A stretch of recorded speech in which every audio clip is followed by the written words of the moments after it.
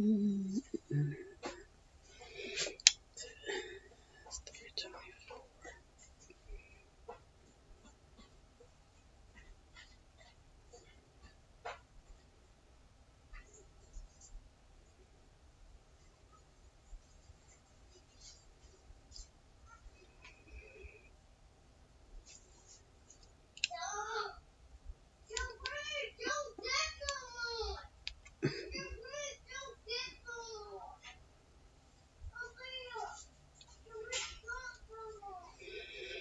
Hmm.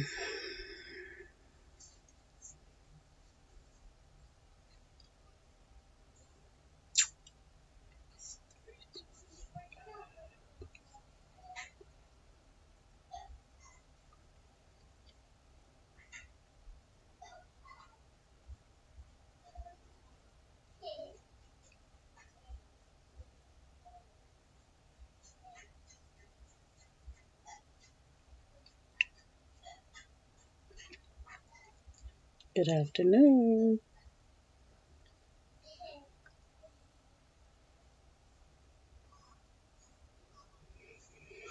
Hmm. Let's see.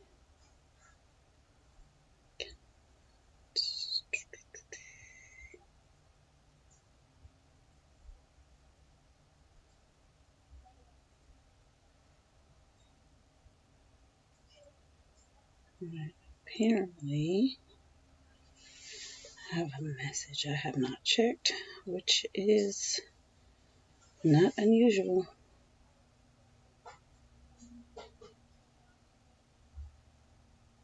Kind of bad about checking messages, notifications, because half the time I'm not leashed to my phone on purpose. So everybody knows, call. I'll hear it and pick up eventually.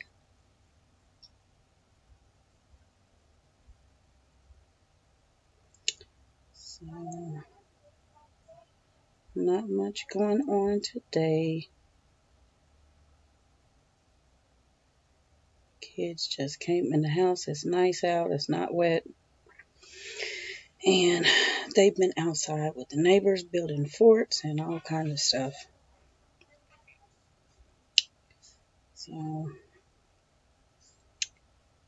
I was sitting here doing some reading and cleaning.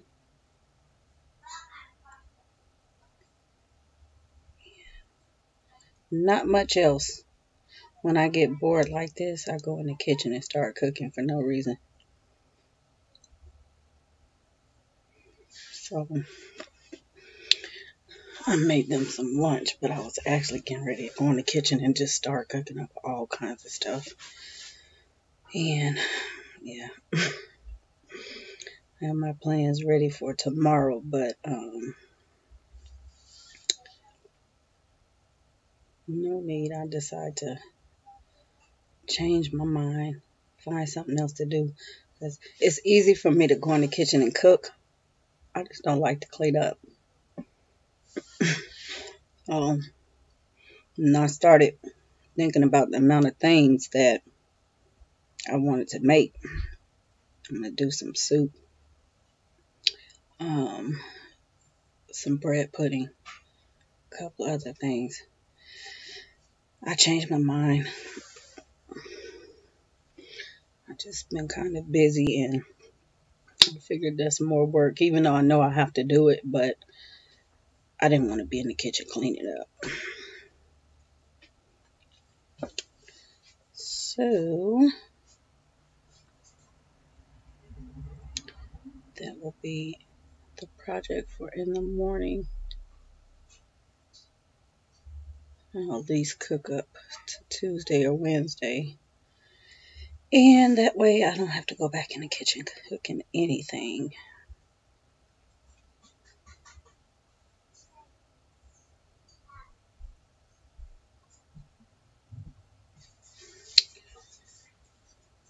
Let's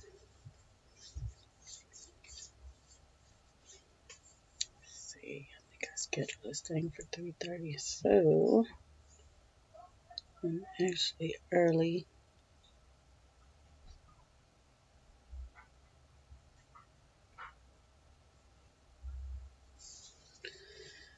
I'll just sit here and hang out for a few minutes since this wasn't completely planned, but I've had some inquiries about morning chats. Am I solely doing them in the morning? And no, that's just kind of how it works depending on what I'm talking about. I like to get them out of the way, but also include those that want to be included. So I'm going to continue to try to even it out, some in the morning, some in the afternoon. And I think I've been doing this every other day, or at least every 2 days or something. So they've been pretty consistent.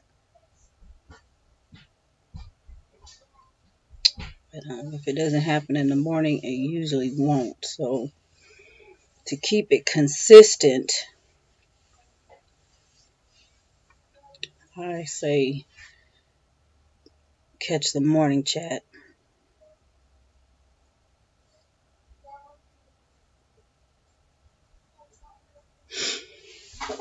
Mm-hmm. 31. Okay.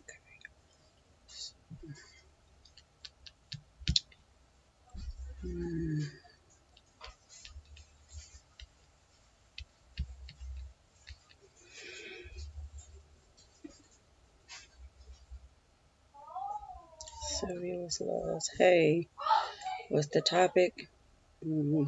Random. Just a casual catch up and chit chat.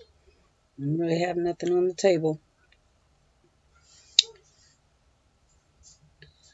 I said I'm sitting here just a little bit bored, and it was either this or go in the kitchen and cook up a bunch of stuff. So I don't mind the cooking. I just thought about washing all the dishes, and that stopped me. I don't like to work when I'm not needed, to work. I don't have to. And to take a day off. Maybe tonight I'll get something going in the crock pot. I'm bored too. Yeah, it's nice out there though. I thought it was going to keep raining since it was sprinkling this morning, but it stopped. So they're out building forts. So I just sat here and got some reading done, and that is about it. Cleaned up a little bit. What else did I do? I know I did something else. Sam. Oh, I was talking on the phone. My daughter called me, or did I call her? I don't know. I think I called her last night. She was asleep. This child forever go to bed early. She would be one to put herself to sleep at 8 o'clock or 8:30. And as grown as she is, she still goes to bed like that. So she called me this morning, and we had a little chat, and yeah, what was it?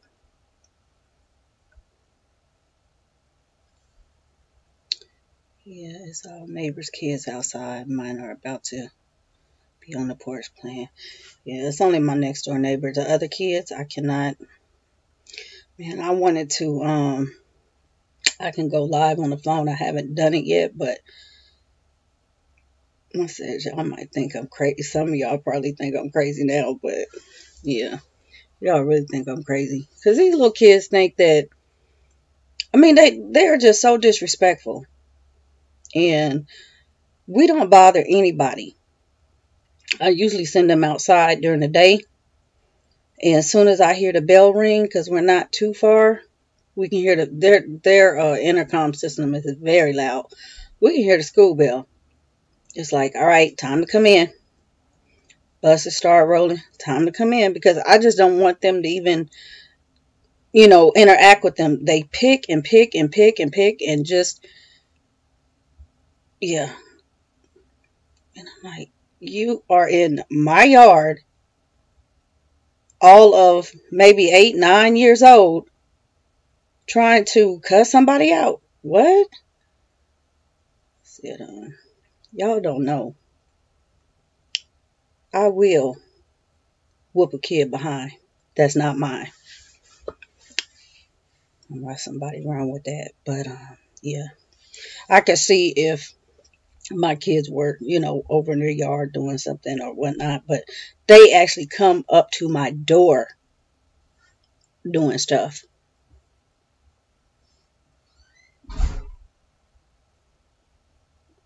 And they do my neighbor like that too. She run them off. Like, you can't come over here doing that. So they kind of all stay in the backyard hanging out because they just don't want to be bothered.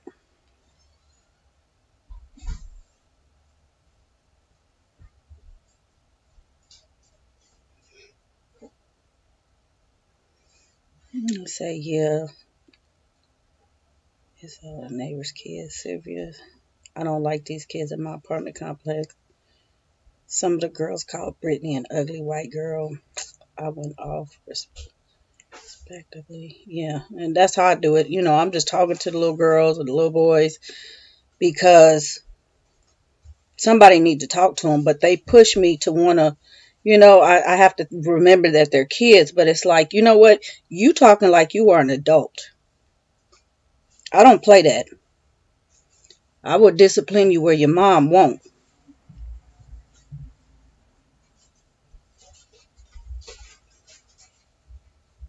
That's what's wrong with these kids today. They don't want to be told anything. This was on the school bus. Yeah, and of course the bus driver won't do anything. It's so crazy.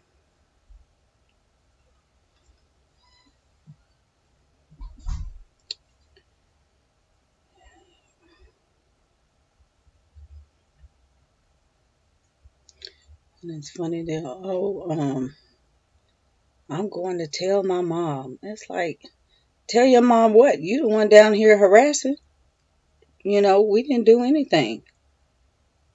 And then tell them, if you want to play with them, you come over here and you act like you have some sense and some respect. But don't come over here with that. Something they were saying. Oh, look, they're stealing a bike from somebody's driveway. Just some off the wall stuff. And I'm like, my kids don't even leave my driveway. How are they stealing somebody else's bike? And it's the little girl stealing somebody's bike. So, throwing rocks. Oh, they're throwing rocks when I'm sitting here watching them. And I said, you know what? I'm watching you. I'm telling you to leave. How are you telling me they were throwing rocks first? It's like they purposely will walk down the street. They'll be in the backyard. They'll walk down the street and walk up in the yard to see if they're in the backyard and start doing stuff.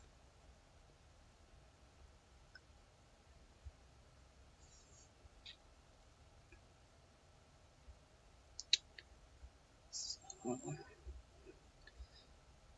girl John and I handled that real quick. I told the school as well as the bus driver, I don't blame you. I do not blame you. Where's this lady going? Yeah, I don't blame you, but I've been, I've dealt with it, and they continue to come back. I'm not gonna put up with it no more. I said if they come back out today, that's it. It is all over. I try to be nice to people and try to, teach them don't don't do bad by anybody. Mm-mm. But I'm not gonna let anybody, uh, bully them and then not do anything about it. It's a certain point where you walk away, but there's also, measures that can be taken to, you know, alleviate the stress of that and not make them feel like they've been defeated.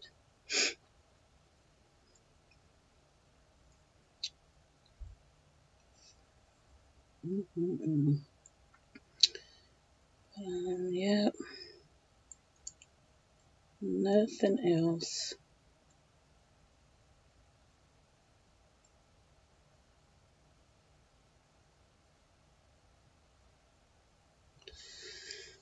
Oh boy, just make me wonder.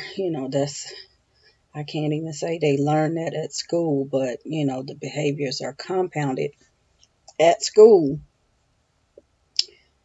and that's the reason why I'm glad that they're not at school, because I would not be able to monitor what's going on.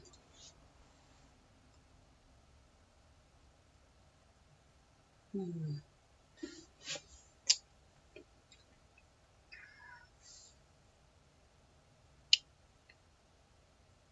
I keep getting messages. Answer that. And, yeah, people too busy doing other things to watch the kids. Just let them run loose like animals. It's so sad.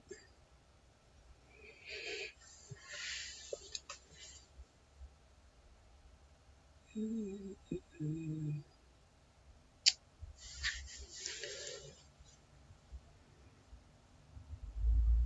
Other than that, it's pretty quiet. Most of the kids are not like the rest of them. Be right back. Oh, okay. He's crying in the bouncer. Oh, poor baby.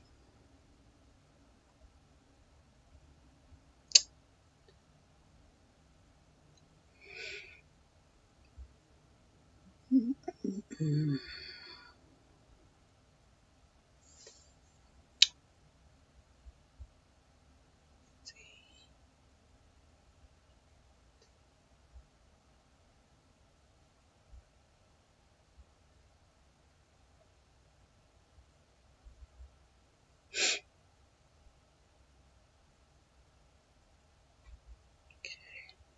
Open that chat back up.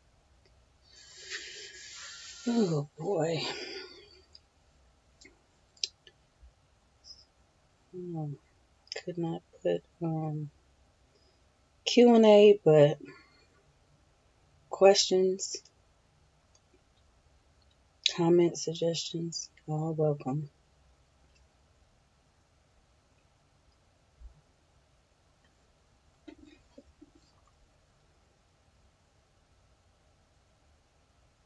Mm,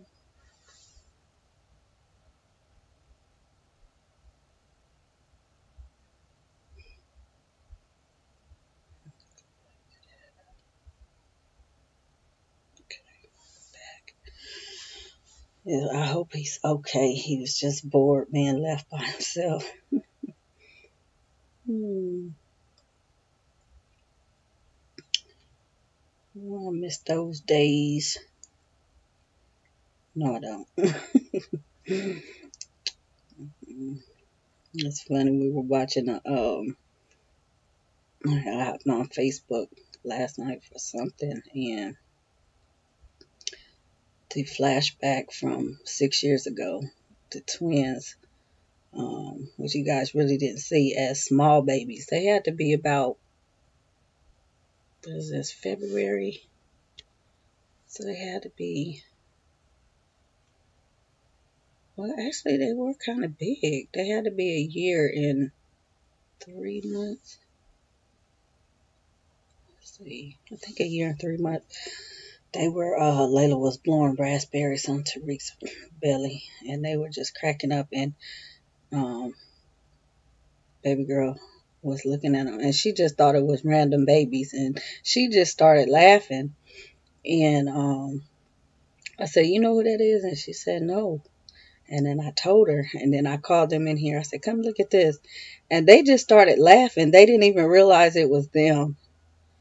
I said, "That's y'all." I'm so glad I had saved little clips and stuff like that of them, but I didn't put any on here. I can, put them in the vlogs, but I wasn't vlogging back then. But they were just too cute.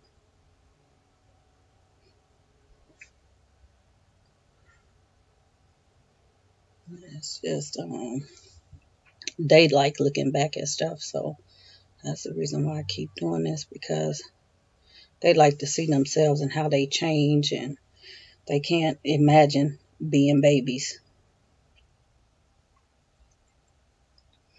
Let's see.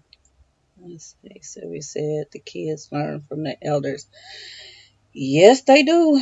They sure do. That's why I said they learn it, they get it at home. That's what they get. And honestly, I know they do, because I can hear them down the street. That's how they do. They bring stuff outside. The parents, it's just like, control that. Stay in the house. They talking about doing stuff to other people and all kind of stuff. And I'm like, wow, I can imagine what it's like living there.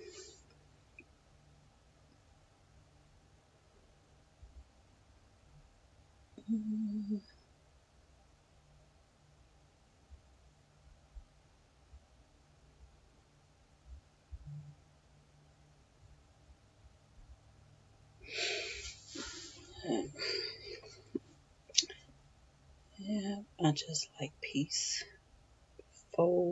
children, not the troublemakers.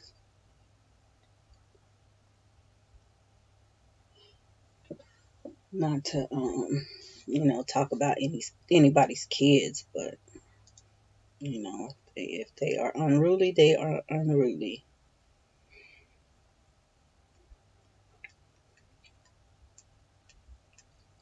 I just can't believe that little girl calling her names like that. They, that racist attitude, they learn that at home. And that's sad. I just, the whole, I don't know, whole society, the way they view race is just messed up. And this divide is crazy. And then I hear stuff like, what is this, interracial, and you're not supposed to marry this person. And I'm like, well, where do you get that from? Who told you that? Show me. Interracial. That's a manufactured term. It's a label. What is interracial?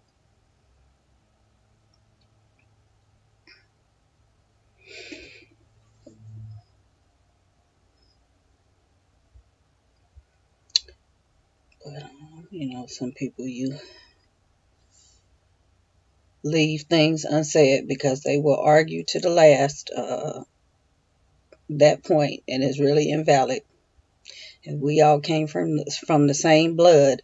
How on earth can you come up with that? We are all interracial.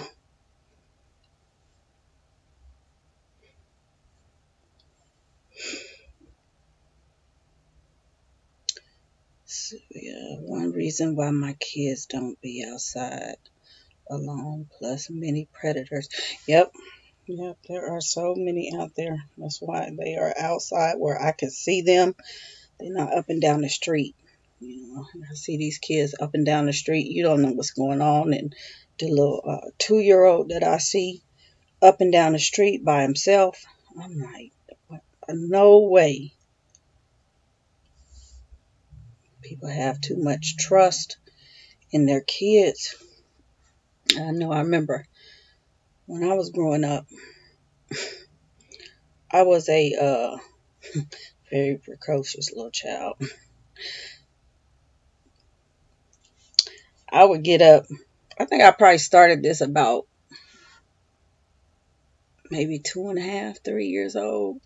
But it wasn't like it was. It's not. It wasn't like it is these days. Um, I would get up, get dressed, get a chair, and unlock the deadbolts in the door, close the door, and go across the street. And it wasn't like it was a big, busy street or anything. And really, literally, just like a couple of feet, will go across the street to my neighbor house. And it wasn't like they was calling the police looking, for me or anything. They knew what I was doing, but everybody would be asleep. And sometime my other neighbor, who was like one house, one house, one house. So they had, it was the driveway in the two neighbors' houses. Mr. Fleming, he was like my uncle. He had a garden, so his garden backed kind of our house. So if he'd be out there, I go help him out in the garden. And then I go on about my business and go across the street or go across the yard, go eat breakfast. And then go back home after we finish playing or whatnot. Go eat breakfast again. But these days, yeah, you can't do that. It is completely different. Now the kid come up missing, there's Amber Alert everywhere. You can't let your kid go out the front door without physically looking at them.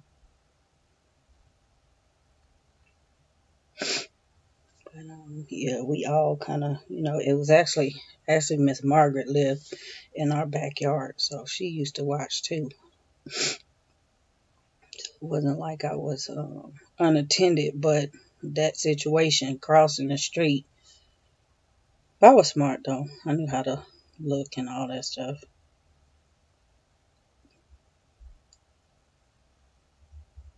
I used to be outside as a child a lot. The neighborhood I grew up in, my parents watch each other. Yeah, we all knew each other. Yeah, that's how we were. And they knew if I wasn't at one person's house, I was at the other person's house.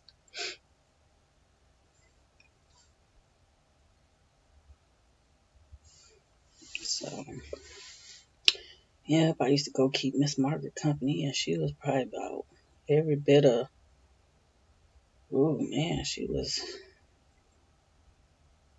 probably in her 60s when I was that young, 70s. I don't know, she was really old.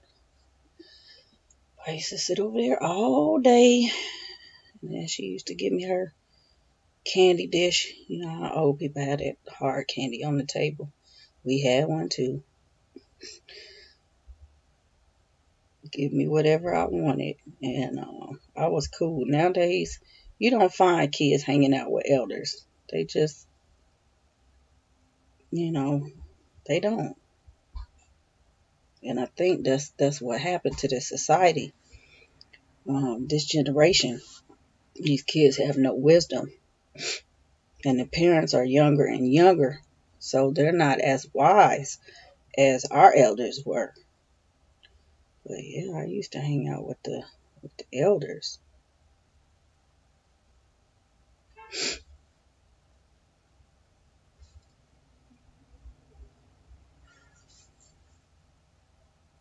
Mm,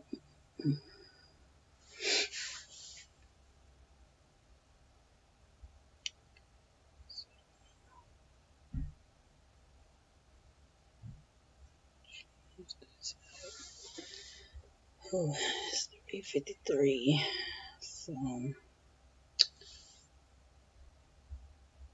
probably have to get in here and get something else going to occupy my time. I know it's something I'm supposed to be doing. I just cannot remember, to be honest.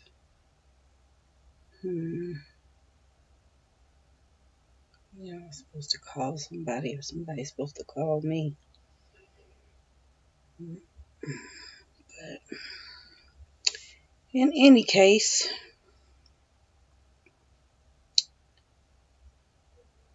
I'll get to it. I'm just enjoying my peace and my quiet.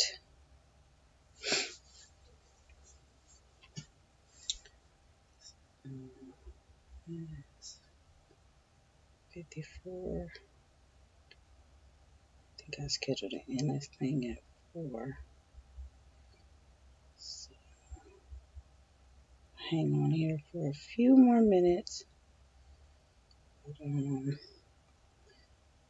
yeah, my intention is to, like I said, keep consistent with the morning time, but because that seems to work for me, and those that are up early have been joining, and I just come in the afternoon and do some chats, maybe a Sunday chat. See, Sunday is tomorrow. I don't know, depending on what I'm doing tomorrow, because I did say I was going to cook. Well, I don't know. It may be interesting to do a live cooking. I don't know. I don't think that'll work though. But if anybody has any questions or any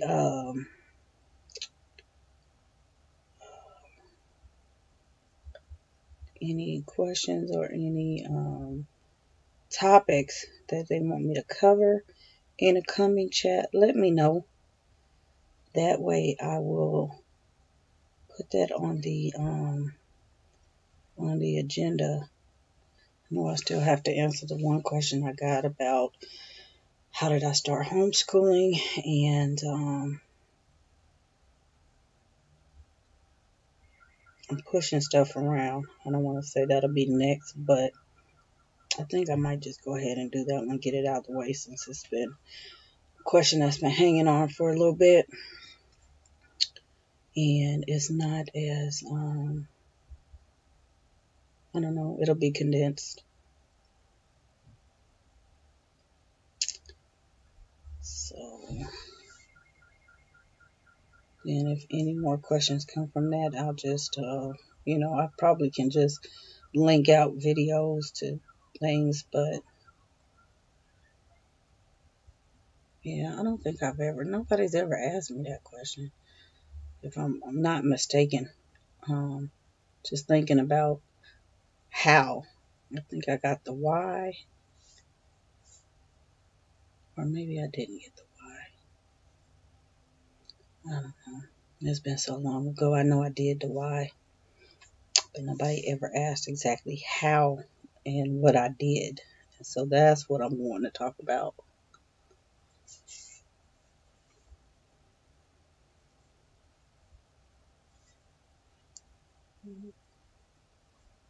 I just lost my chat.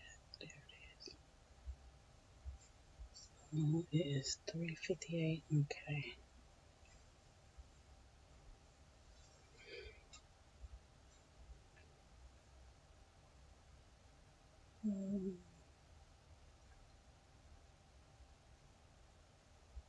Trying to load this chat back up. For some reason, I lost it.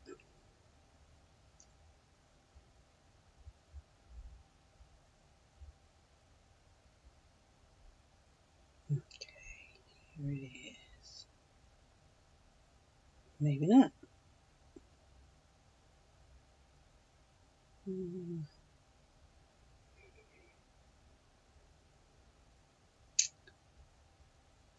Yeah, I lost it. I'm gonna have to close it and come back in.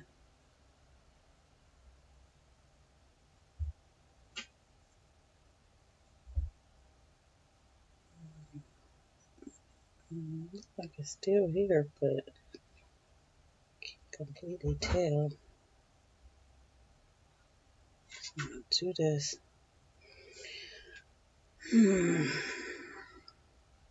These electronics work so backwards sometimes.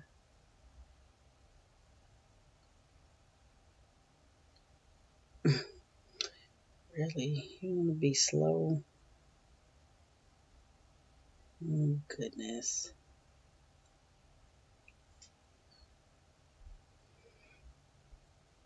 Hmm.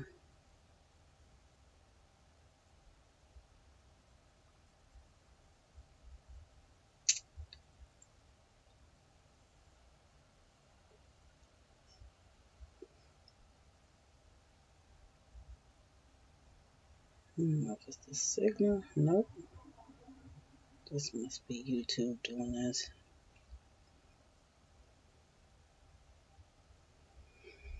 Okay, let me see if I can get back in this chat real quick before I close it out.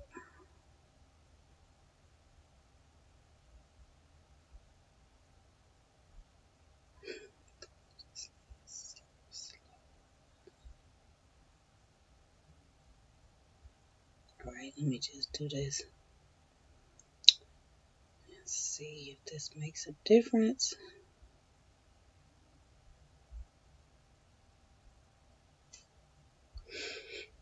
Hmm.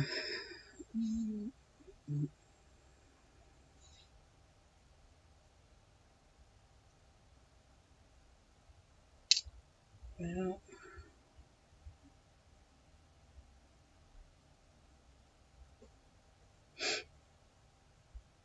that did not change anything. I'm still on. Now I see what the problem is.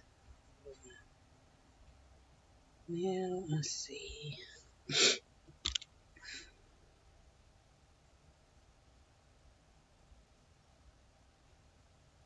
let's see if I can pull it back up.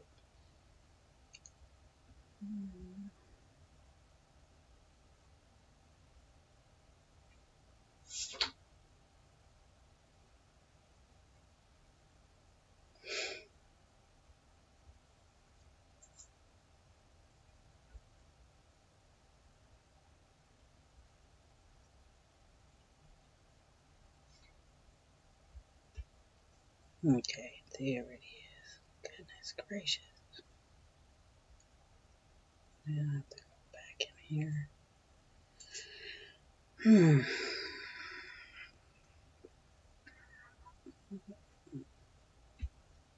Okay.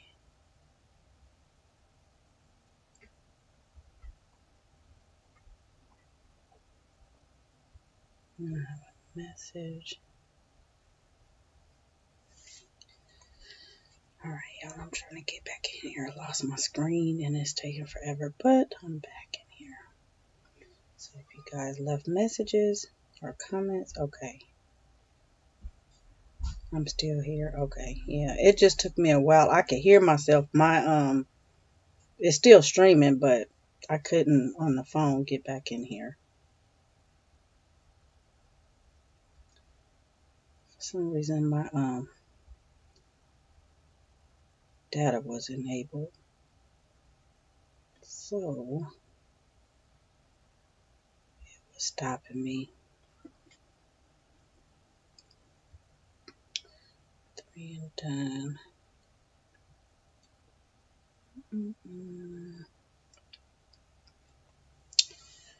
So it's not 4.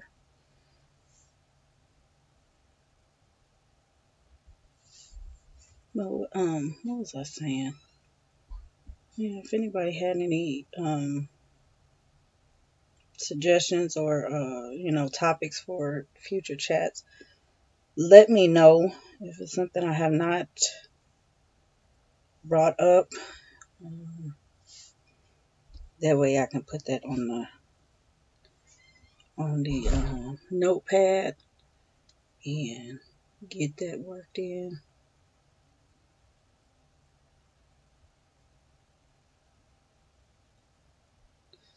And some of these I try to keep stuff written down, but they don't always come up as written. I just kind of pick and choose according to what time frame I have, and sometimes according to what's going on. So I like to be able to address questions. Some I get them all over the place, but it's good to always ask here if you guys have any suggestions. I missed your reply. Somebody is texting me.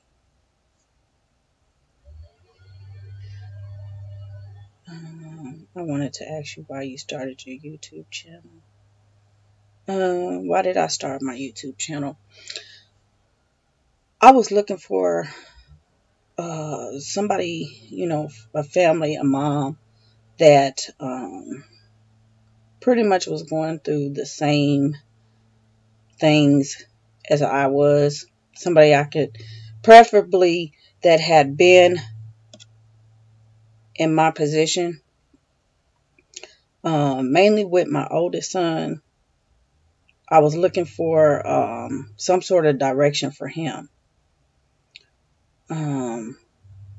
Because you can go and get all the help and all that you can from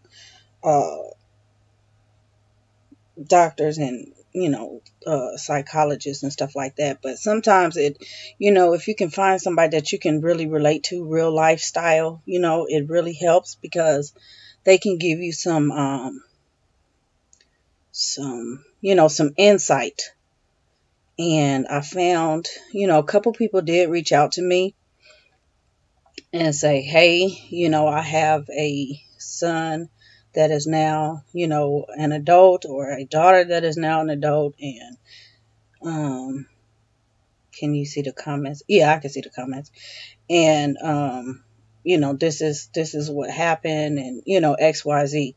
So that was pretty much it. When people got interested, was that, and the aspect of having a large family, because it's still fairly new, but a lot of people were interested in how how large families work, because what we were used to seeing is the Duggars. And you want to know somebody real life. How does that actually work? And so that's what I did.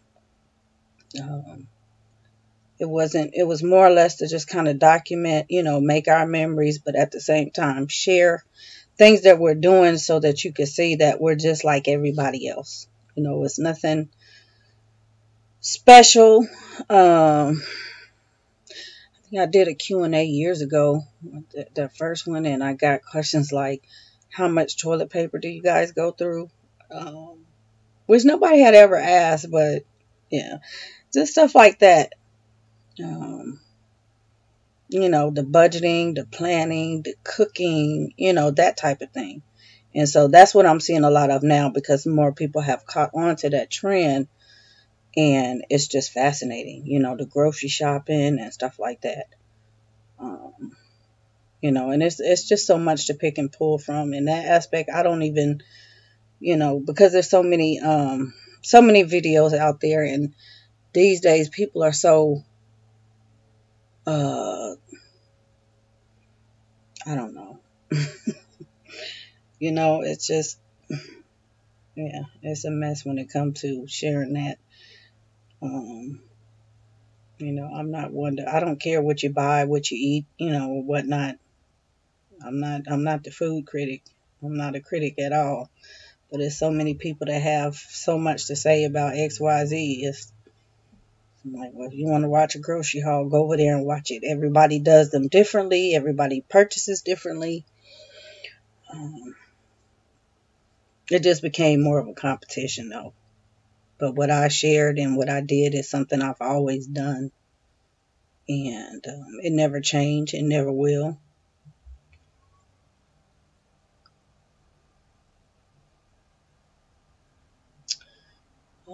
Yes, you're right. I started mine for a similar reason. The Duggars have a lot of problems. The Duggars were the only family on that time. Yeah, I know you were talking about. I know what you were talking about. LOL. Yeah. And there are other families out. People just didn't really take to this, large family thing until people started putting a label on it. Um, so they were identified as a large family. Some people say five, is large. Six is large. Honestly, I have a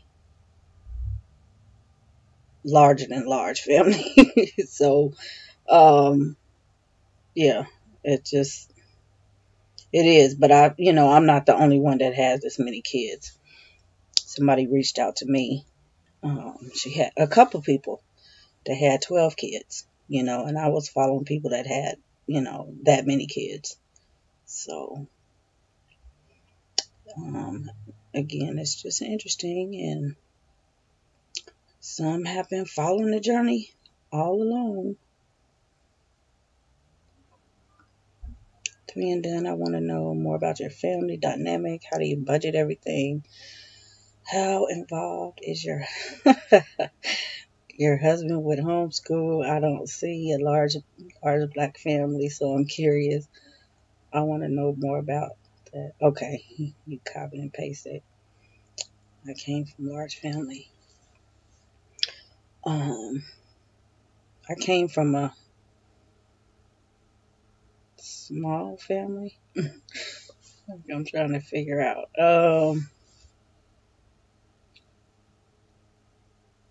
I'm the, I'm the only girl. I'm the second oldest. My mom and dad both have children, so I'm my dad's second child and the girl. I am my mom's first child and a girl. She has a son, and my dad has the rest boys. There are 4 boys. I had second girl. Yeah, I'm the second girl. Actually, no, I said first girl. Actually, I am my dad's second from what we were told. I had a sister that was in between my brother and I. We're just a couple years apart. That died as a baby. I can't really, we can't really tell for sure if the child was actually his, but that was the story. But in any case, I'm the only girl. So it's kind of unique, having all brothers, and all my brothers are over 6 feet tall. And so we just can figure out how I came out to be so short. And that I was telling somebody this last night. I said, remember, I know they used to tell us when we were kids, if you drink coffee, it will stunt your growth. And I said, maybe that time when I was about 4, I had that sip of coffee. And maybe that's why I'm only 5 feet tall. Maybe there's some truth to that. Because both my parents are a lot taller than me. Yeah, I don't know. I just don't know. But I know my maternal great grandmother is, she was my height. But everybody else is tall. So, but yeah, I will, let's see. I don't know about the dynamic. I did a while back, I did a no. Oh my goodness. It was the reality of raising a large family. I think that might have been about a 5-part or 6-part video. A lot of people want to know stuff, and I told a great bit in there. Everybody knows I was divorced after 15, 16 years. And it's not a, different baby daddy everywhere. There's only 2. But, after an extensive period of time, just things happen, and it just didn't. It was very hard because I was more or less, I was a single parent. And, we were afforded a certain lifestyle, not to brag or anything, because I talked about how we had to work from the bottom, but buying these houses starting at 21, it was work. And so I was basically raising the kids by myself. And then eventually we bought um, a truck because that's what he was doing to kind of offset. But when you own your own, then you have to figure in the maintenance and all of that. And, you know, already it's good money. It's good money. I won't say, it's not. It's good money. But that high three figures quickly diminishes when you have to start making up repairs. And we were planning on getting another one, but the houses, and we kept moving because I wanted a new house and stuff like that. But it was just basically I think I became, I don't want to say sad or anything, but like I said, it was hard because that's not what I intended when I did get married, to be by myself. If it's kind of like, I think some military wife would understand my position. You understand that he's off, overseas doing XYZ because, you got to pay the bills and stuff like that. But at the same time, your best friend is gone and you're just sitting there.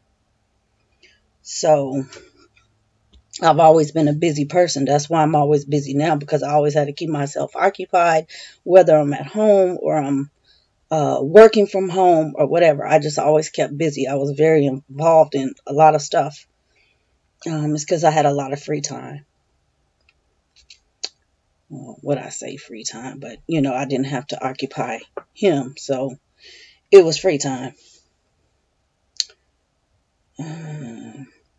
Sylvia says, I came from a large family. My childhood neighbors across the street from my old house, I had 10 kids. Wow.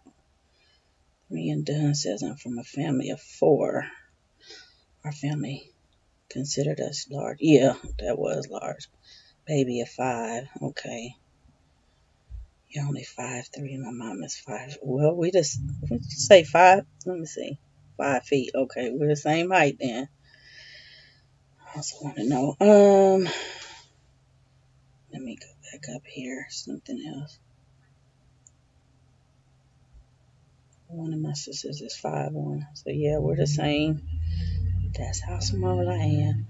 I want to know if you consider doing book reviews primarily for Black and brown authors in a podcast. I have considered that. I have. I need like fall to come because there's a lot of stuff happening. The kids are transitioning in and out of college. So I have a lot on my plate right now, and I'm trying to wait for the end of the year. I'm pushing it because I need things to settle. I'm settled for the past couple of months, but now everything's picking up. We're getting a little nervous because we're waiting for these grand acceptance letters with these packages, and we're down to the wire basically. Even though it's February, we're down to the wire. So we gotta, as a family, we're just trying to do a lot. We're pulled in a lot of directions. But yeah, I really want to get into more things like that, and put my time. I can dedicate a little bit of time, I believe, because I'm pretty good I am good at managing. Just I can organize.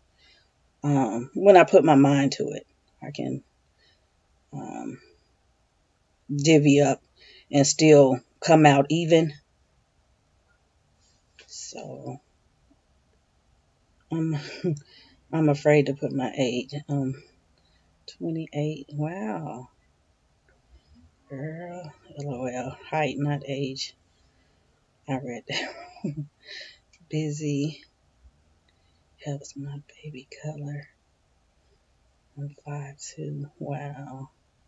Let me widen this up so I can see. I'm squinting. So, but yeah, I have definitely thought about that. It's just a lot of projects that I have, and I'm just, it's take time. I'm one to, once I put my mind to something, it comes to pass. And I can do things fast. A lot of people, um, I don't know if they think I'm doing too much or whatever, but that's just how I am. I've always been like that. We make a plan and, call it and it's done. Just like that. Sometimes it take a while, and it's not nothing half baked, but if I have a plan, I'm don't like to call out my plans, but I'm trying to get out the country. That's on the real. I'm trying to get out the country. I've been thinking about that for the longest. It's time to go. So, I don't know where this is gonna take me, but I've been praying on it. My hope is to take the kids places that I grew up overseas, and I want to give them that experience. I just want to go live and not have to worry about anything. And I have the older ones coming, crossing over into adulthood. I have one more, and that's it. And so, I was trying to hold on for them, um, to, really make that move. So, that's what I see for my future. I'm really thinking, I'm really planning. I'm one man. I'll sell everything up in here to get up out of here, and I'll figure out the rest later. Just give me a passport so I can go.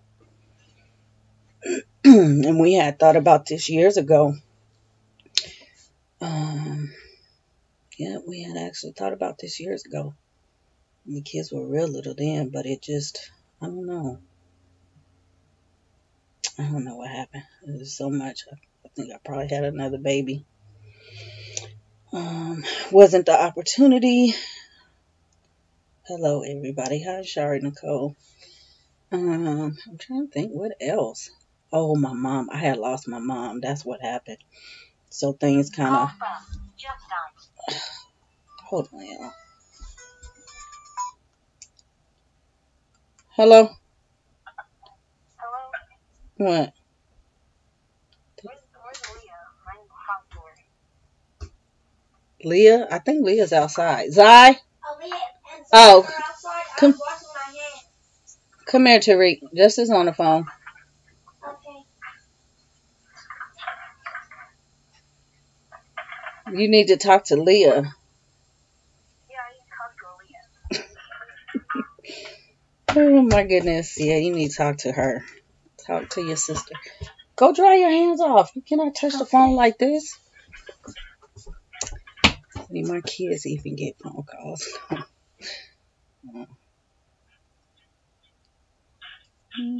Where's Javen? Oh, okay. I'm going to call y'all later on. Hello? Uh-huh.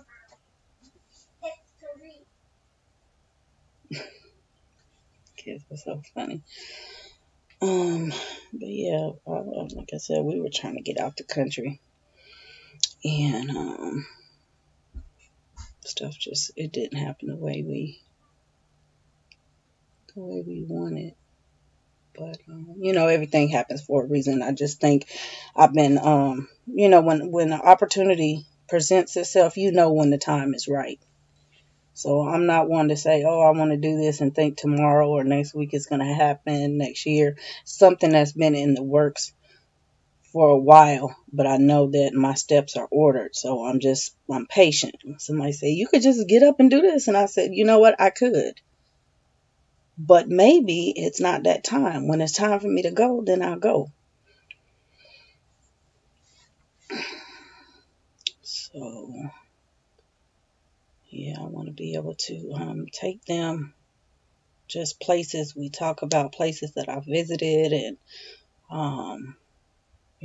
France and just the Bavarian Alps and, just all sorts of places. We were learning about castles not too long ago, and actually a few months back for the second time, but New Swanstein, I had fond memories of touring New Swanstein when I was little. We took pictures on the steps and then went in and took the tour. And it's interesting because this family that I follow, they late last year, they sold everything. Took their kids, drove across the country, road tripping, and they flew out of New York. They went straight to France. They have been everywhere, and I follow them. They have Instagram and YouTube, and man, they spent Christmas at Disney. They've been to Stonehenge. They've been to Ireland. They've been to you name it. And I'm like, man, I just want to. So me and the kids sit down and watch their vlogs to just, chill. It's so fun. It's a small growing channel, but they're sharing everything. And it's another one. I know it's more popular. North and South. A lot of people know about North and South. And they kind of followed the same route. And they have met the zoo families. But they followed the same route. They just left like right after the summer. Yeah, they flew out of New York. Because they spent the summer in New York.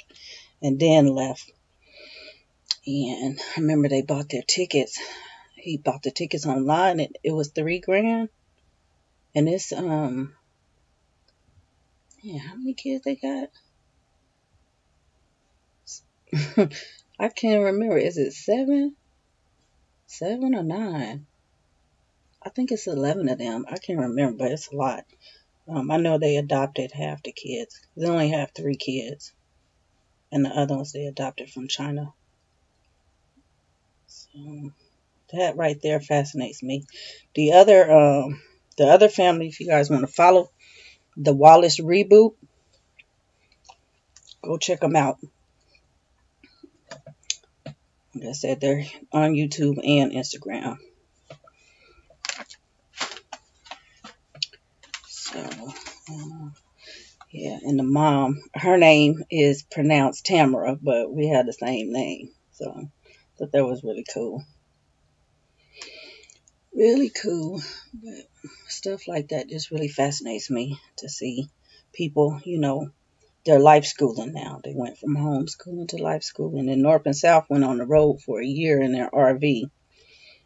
And then they sold it and bought the Mercedes wagon. And then they shipped it so that they would have it to travel with once they got there. Let me go back up here. You said...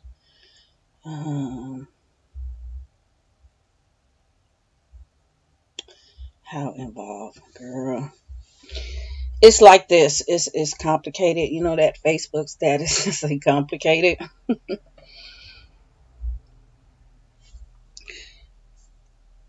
I don't recommend this, and I had said this before because I knew somebody was going to ask, but in the beginning of the chat, if somebody had paid attention, they would have heard my dad is at his house. So when, I don't know, the boy said that. And then it was over, but I said something else. Oh, I'm the head of the household. Later in the chat, and I said, somebody's going to ask me. I'm the head of the household. So, that may shake somebody. A lot of people, that gives them hope. A lot of people, that's more questions. Because they're like, how on earth do you do this? I do it by myself, y'all. I do it by myself. Do I complain? No. Is it hard? Yes. Do I dislike it? No. Would I change it? No. I'm fine. Because I have been doing it by myself all along. I'm comfortable like this.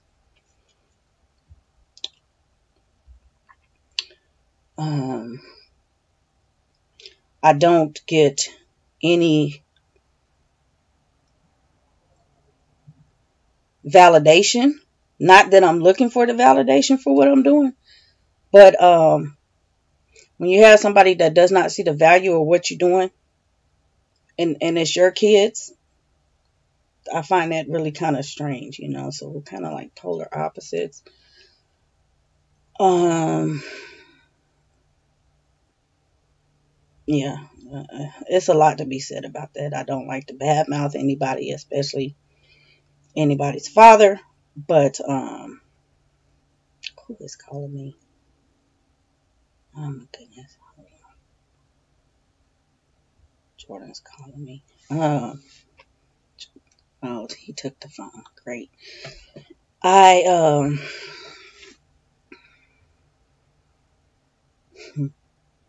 what's I gonna say about this? I don't really have the support. Everything I do is by myself. I don't have any support. You know, I don't have to worry about anybody having a say, and I don't have any support. It's more or less, why don't you put the kids in school? Why don't you flash back to that child in the ICU? That's what I'm saying. Oh, wait, but it wasn't your child, so it doesn't matter. So we kind of just agree to disagree type thing. And that's just how it is, y'all. Like I said, some of y'all not ready for that, but yeah, I do this by myself. And I see a lot of you all with help. And you struggle, and you struggle, and you struggle.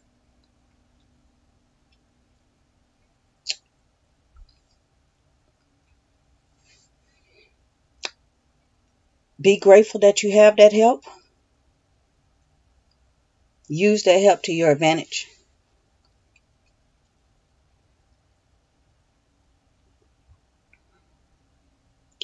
Think about the next person. Because, see, I always tell you guys, I'm very, not to sound, you know, ostentatious, but I'm very compassionate. I always think about the next person. Even though I'm by myself, I'm thinking about the next person. Somebody is worse off than me. We are fed, we are clothed, we have what we need. There's no assistance. Because I know that's probably somebody is going to, there's none of that. It's 3 working parents. Again, just because I'm not outside the house working does not mean I don't work. When I did that Q&A back then, I said that 6-part video, I was at work when I did that. I think I shot that video or those series over a course of a week. I was at work. I was in my scrubs. So, you have to do what's best for you and your family. Exactly. I got to do what I got to do, and that makes me so much more stronger because there is only me. My kids depend on me. They need me. They don't have anybody else to depend on. So, yeah, the older kids they're split between here and with their dad. We have our relationship is much better. We're more like best friends. So, like I said, it was a lack of communication that frustrated us, and we didn't know how to get past that. Compounded with the fact that I had lost my mother, and the closest person to me was my spouse, and he was gone, and so I turned it into I didn't know how to deal with that because I was young, and some of it was postpartum. It was just a lot of stuff, but we really could have worked it out and gone through counseling and not parted ways. It went as far as you live upstairs, I'll live downstairs. And, it just didn't work. In hindsight, we got together and say, you know what? We should have never done that. We should have never done that. Our faith, we just kind of, we put matters in our own hands. I tried, he tried, and we didn't blame each other. That was the most important thing. But we apologized to each other, and we realized that it really, we could have worked it out. We could have worked it out, but it was the fact that the long distance, because it was not a, what do you call it? He was over the road type where you don't come home for 6 weeks at a time. It was that type. It wasn't, gone, overnight or gone during the day. So it was really, really, really hard. So I just, did not, I didn't have anybody else there was no family support. So, but, that's what I do. I do what I have to do for them because they're here. We cannot change that. And I'm doing a great job because I see two family or two parent homes that are a wreck. So, yeah, I see people with two kids that are a wreck. So many people come up to me and say, when they meet us, how on earth? I would have broke a long time ago. How do you do this? You have the strength of, I said, because I watched my grandmother. My grandmother had 10 kids she raised by herself. My other grandmother had 9. They did it by themselves. My godmother had 9 kids. She did it by herself. I have that strength that helped me out. My mom did it by herself after she got divorced. So when you have faith, you don't let nobody come in and deter you and tell you you can't. Everybody that tells me that I can't do something, it doesn't make me that much stronger. If you look at me sideways, it makes me that much stronger. So, I just, like I say, I look at people and I see I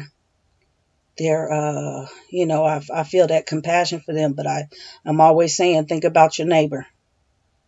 Think about what position they're in. Okay? Is somebody worse off than you?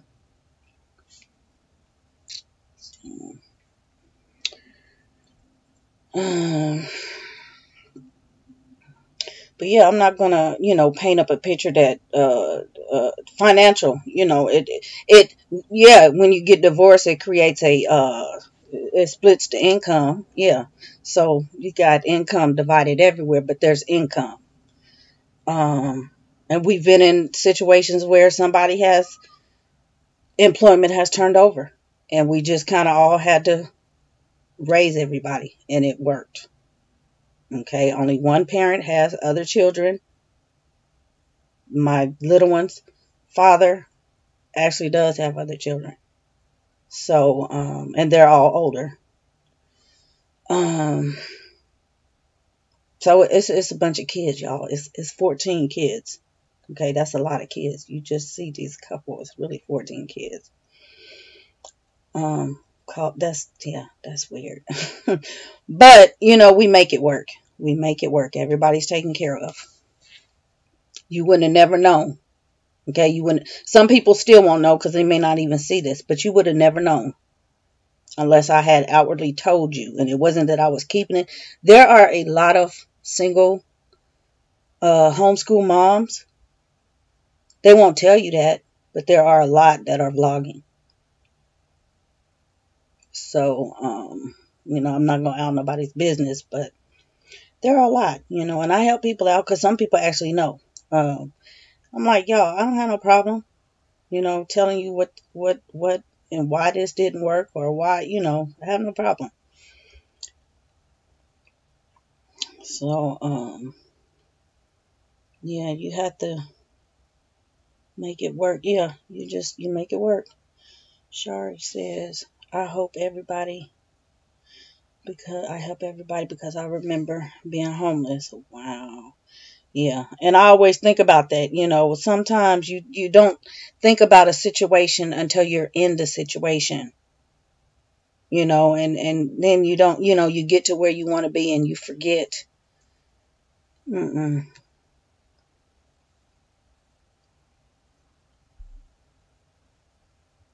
No, that's not personal. Like I said, I already talked about this. This is years ago. Some people, it's going to be new because they haven't been following that long. But I shared this a long time ago because obviously nobody really saw anybody else. And sometimes you guys don't even know who's in the house because they're just not in here. But no, that's not personal at all. I mean, it's personal, but I can share that. I'm not that, you know, I don't know.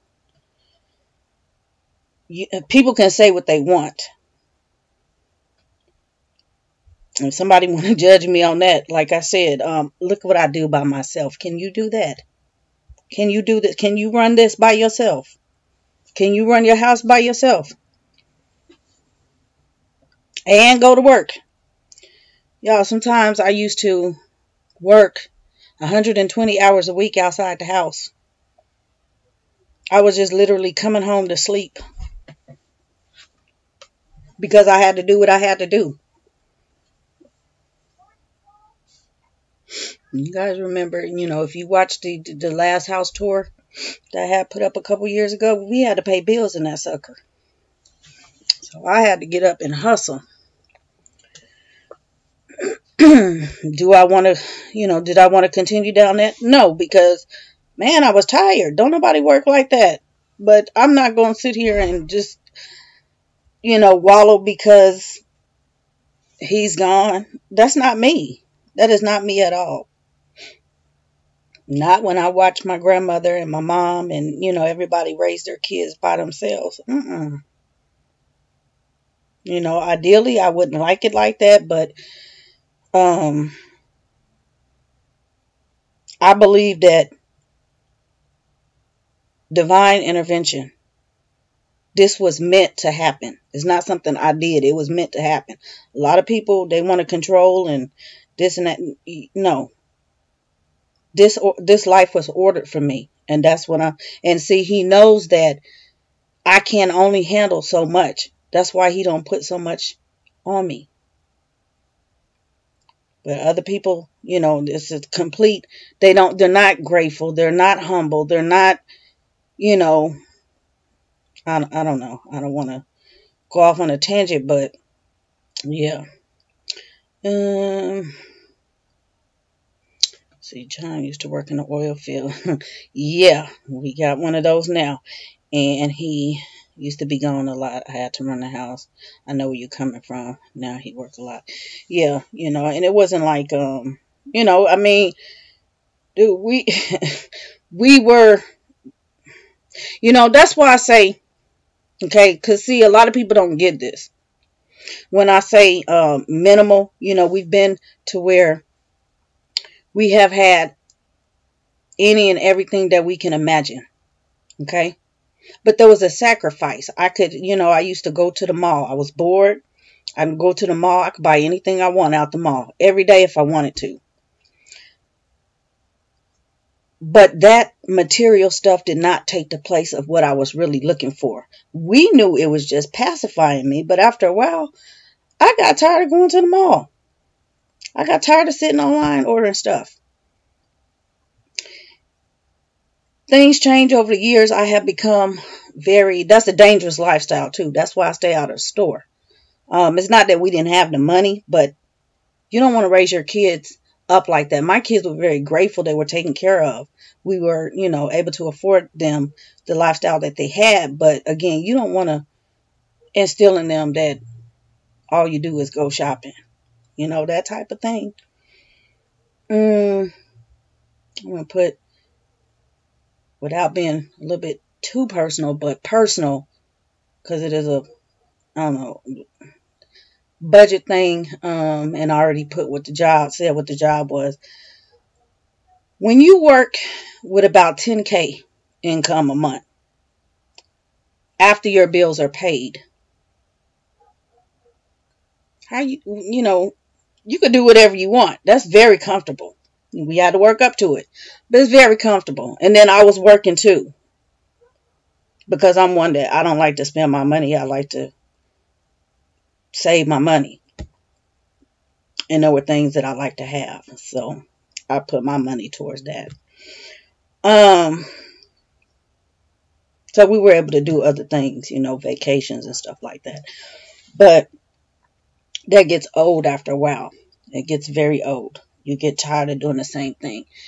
And We had been through job loss and having to relocate, and relocating to Texas was due to a job loss. Um, I learned to live so simply, so very simply. I don't need all that stuff. I don't need it. Um, because the stuff is not me. Another thing I learned, just keeping stuff. Yes, a lot of stuff in this room. This kind of scares me too. It really does. No disrespect, but I remember having to go to my mom's house, and it was just my brother and I. We had to clean my mom's house out. All of the stuff that she left, that material stuff. And it was just like a nightmare. I had little baby. I was trying to work. I didn't have any help. It was a mess. And my little brother was barely legal, and it was just like, oh my gosh, I never want to get in that position again, to leave my kids with so much baggage. So I'm trying to condense and live as minimal as possible. That's why I said there's no furniture in here. I've been there, done that. I don't have to do that. I don't need that. That doesn't make me. Okay, me makes me. I'm not being cheap. I don't need it. I've matured over the years and learned. So, yeah, some of my speakings, my messages, it's through what I have experienced in my life. I can't speak for anybody else. I'm not trying to be anybody else on here. It's through what I lived through.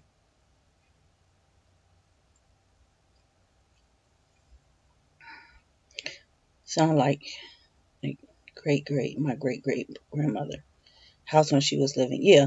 And I'm not saying, my mom had a lot of stuff, but still having to clean out your parents' house, especially when you really don't have nowhere to put it and you on a time crunch. My mom didn't own her house, but even if she did, we still would have had to, because we had our own. That was a lot.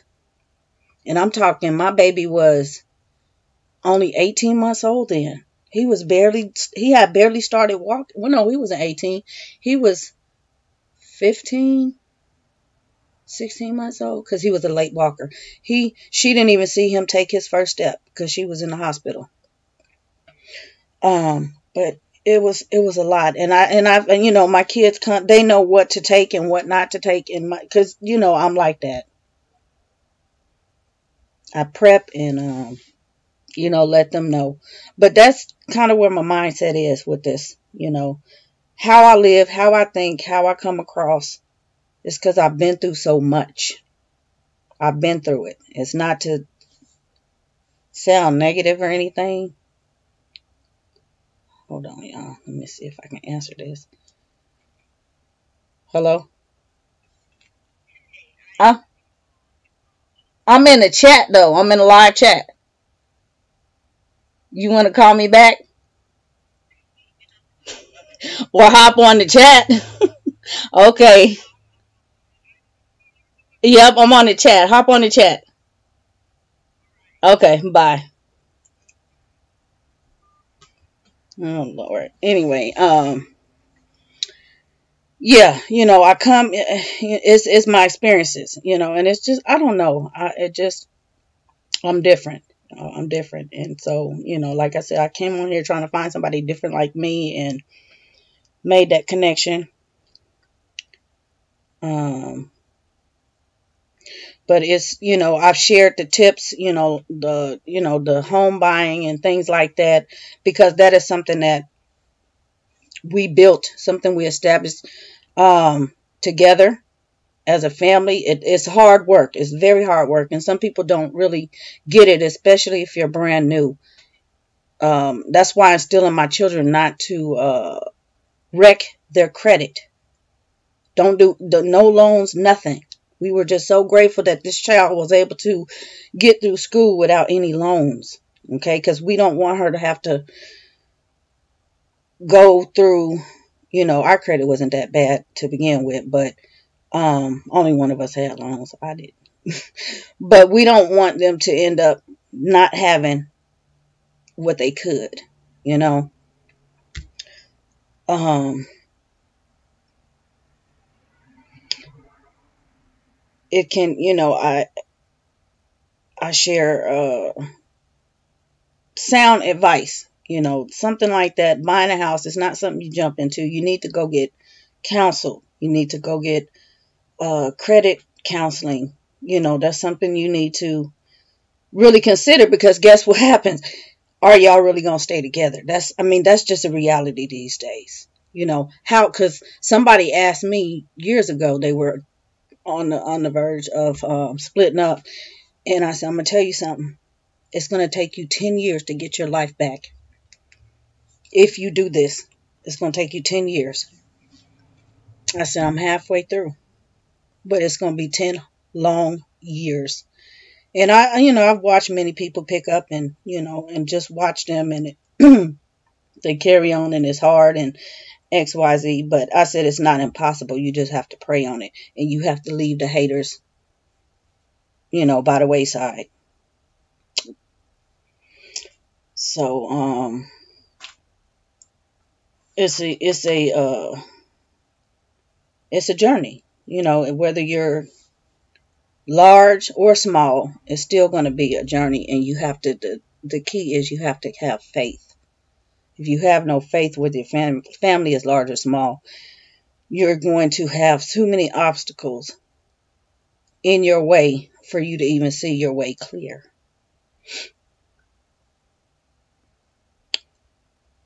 Hi, Rakaya. Thank you for joining and calling. So, I know you sent me a message. I'm gonna have to check it. You posted a comment on the video. But yeah, the budgeting thing, like I said, bills. I was the bill payer. I'm the executive person that, pay the bills and I'm the one that pay the bills when the bills come, not when the bills are due. So, you got to have somebody that manages the money perfectly and not wait till the bills are due and then say, let me go pay the bills. You're supposed to pay the bills when you get them. So, grocery shopping, I always took over grocery shopping, of course, because I was the one home. If he's the one at home, he's going to the grocery store. I didn't have to worry about that. Cook what you're going to cook. Laundry, I kept my house clean. I was the one that kept the house clean, for the most part, because I was there. The kids all did what they had to do when their dad is home. He make them clean up. I had a break. I had breakfast in bed.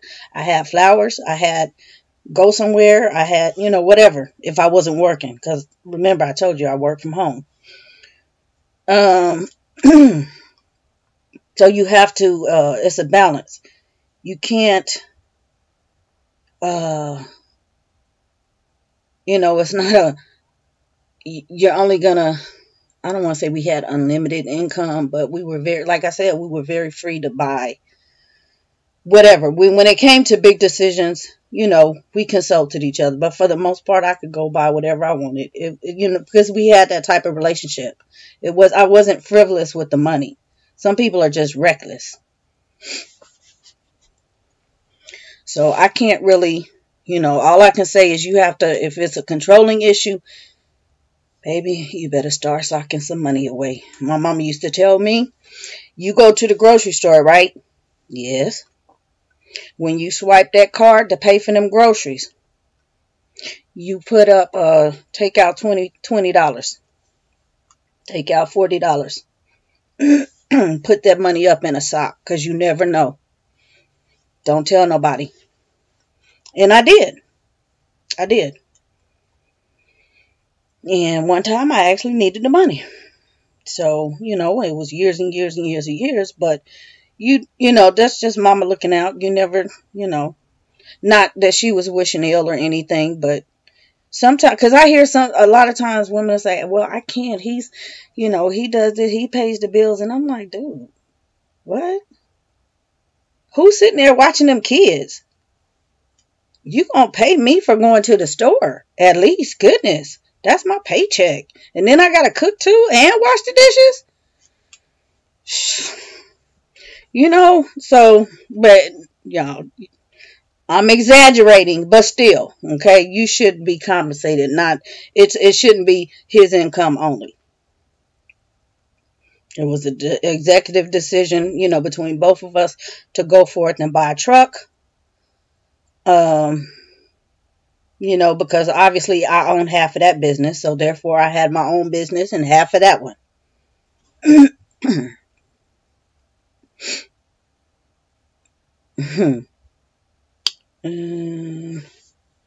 That's what my mom told me. Yeah, you sock some money away. You just don't tell them.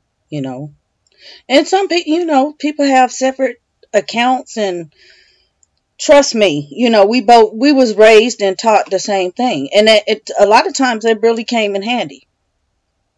It was just like, where you come up with this money from? Things happen.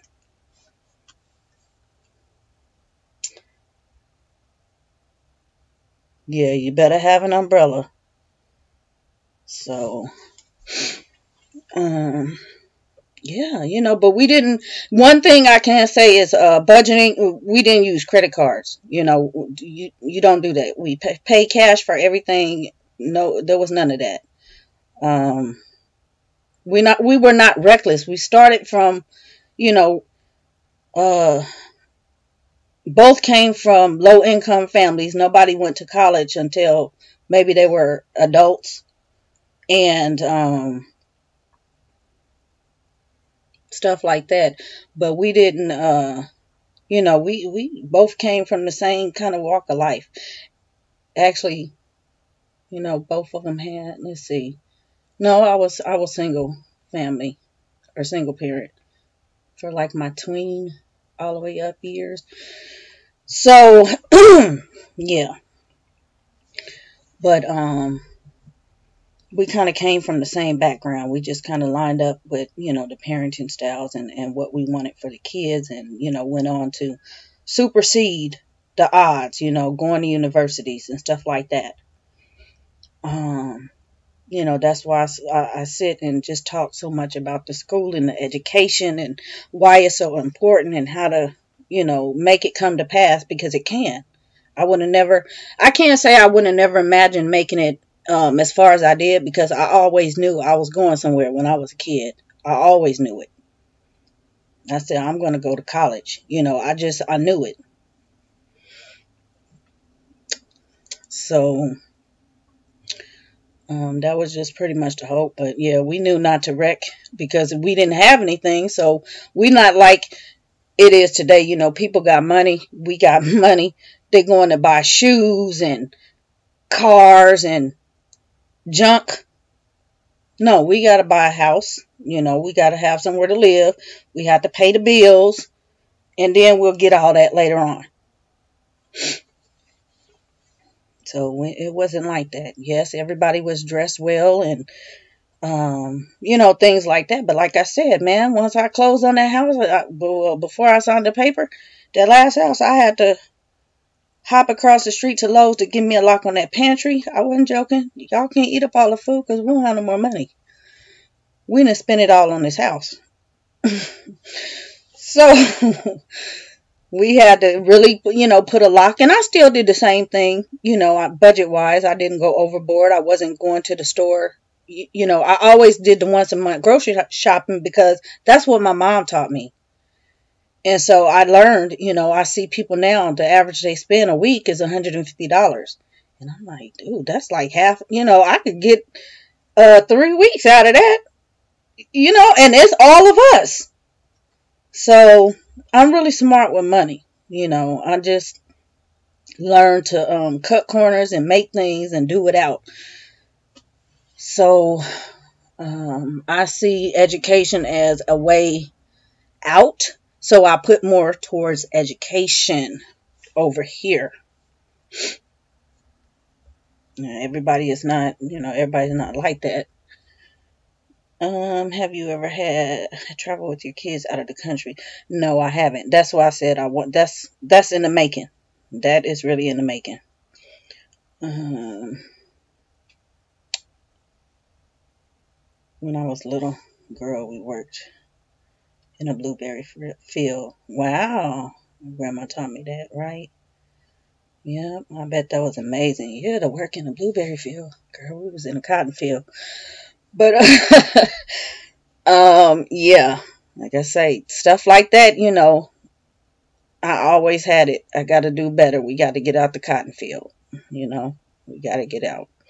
But I'm not in any way embarrassed because that land is ours. We bought that land. That same land we worked, we bought. So I say you gotta think buying stuff. When the girl asked me about the splitting up and stuff like that, and I told her how hard it was going to be, I said, I'm gonna tell you something. You got to start. You got to cut back these luxuries. Cell phones. That's a luxury. Okay, it's a luxury.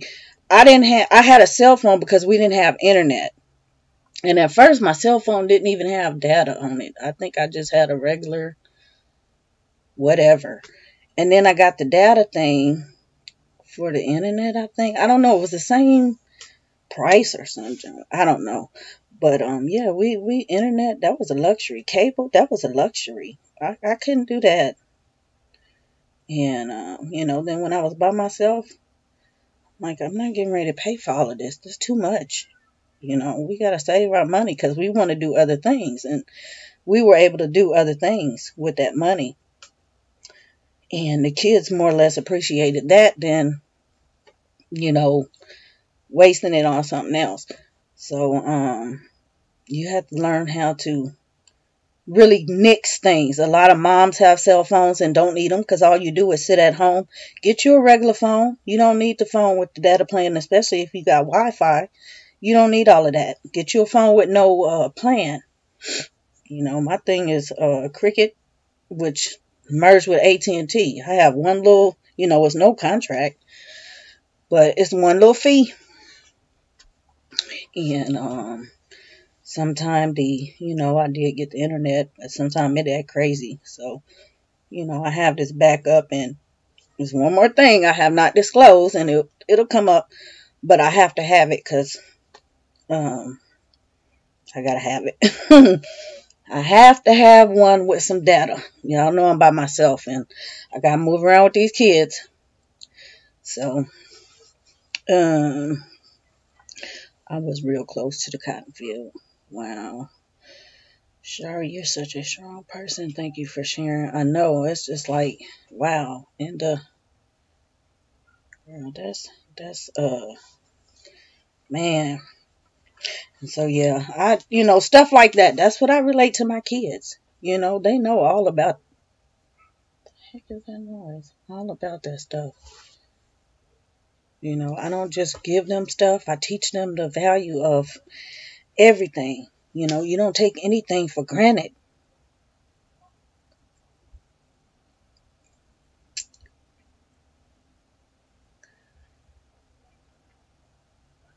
Okay, Ross is so true. Sylvia says, I saw your vlog about Black History Month. Very powerful. Well, thank you. Yeah, y'all know I'm like that. Sometimes you don't know really, or you don't know where I'm coming from because a lot of times people don't even ask. They don't ask. They make the assumption of certain things, and you don't ask. You don't know. I can only share so much, and honestly, I only share what I think you guys are ready for. Hold that thought 1 second.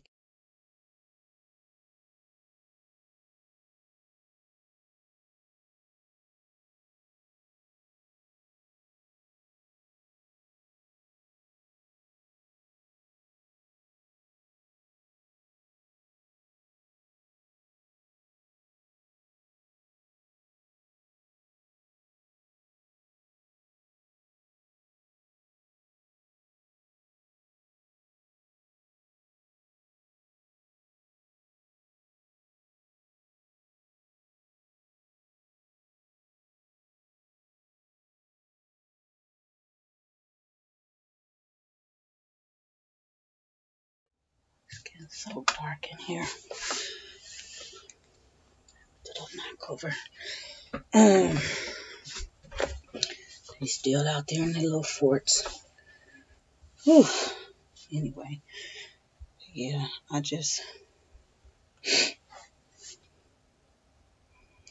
believe in Black history, but when you show the video, it spoke volumes. Exactly what I was thinking. Yeah, yeah. I mean, it is what it is. I'm not discrediting anybody or just militant about it. Um, the idea behind it was good. It was good. You know, the idea behind Brown versus the Board of Education, it was good. And that was it. No way. That was the devil. The whole situation was the devil because we need to be educated with our own. You know, the idea behind that, he had good intentions and things like that. But for real, why should we be put in this 120, and then 28 day? Oh, because Frederick Douglass' birthday. Okay, but 1 month, I tell people, go look up the history of it for real, and then you'll understand.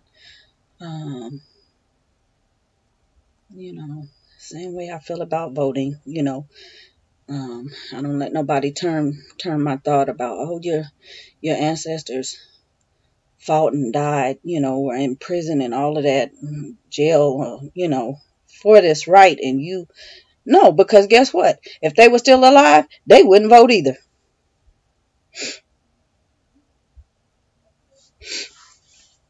So, I don't feel bad. It just, it was a good idea, but it's not after the first time. It turned into be something completely different. So,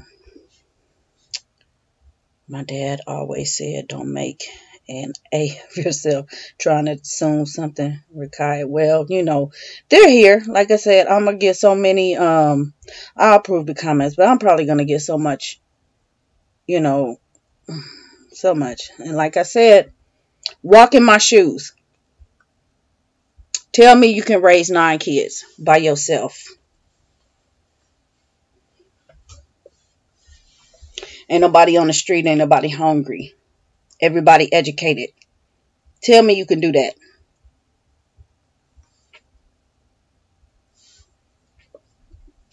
Take one step in my shoes. Then we can talk.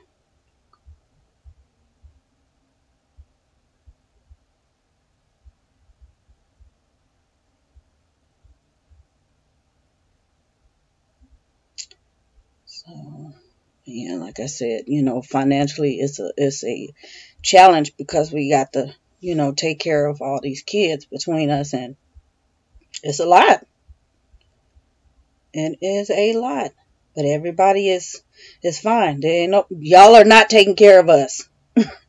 We probably taking care of some of y'all. Bottom line, even if it was the reverse, that's not your business.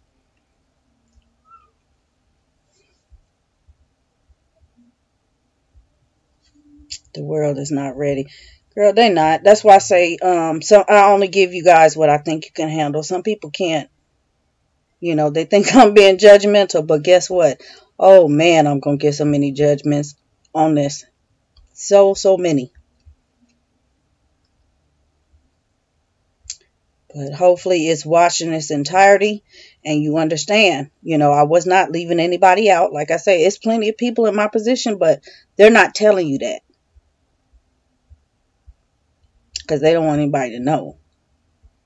Like, yeah. It's been many people in this, deal. Like you said, what did I hear? Homelessness. Do y'all know how many people on here that's homeless, jobless, and they still put up a nice front? You would never know it.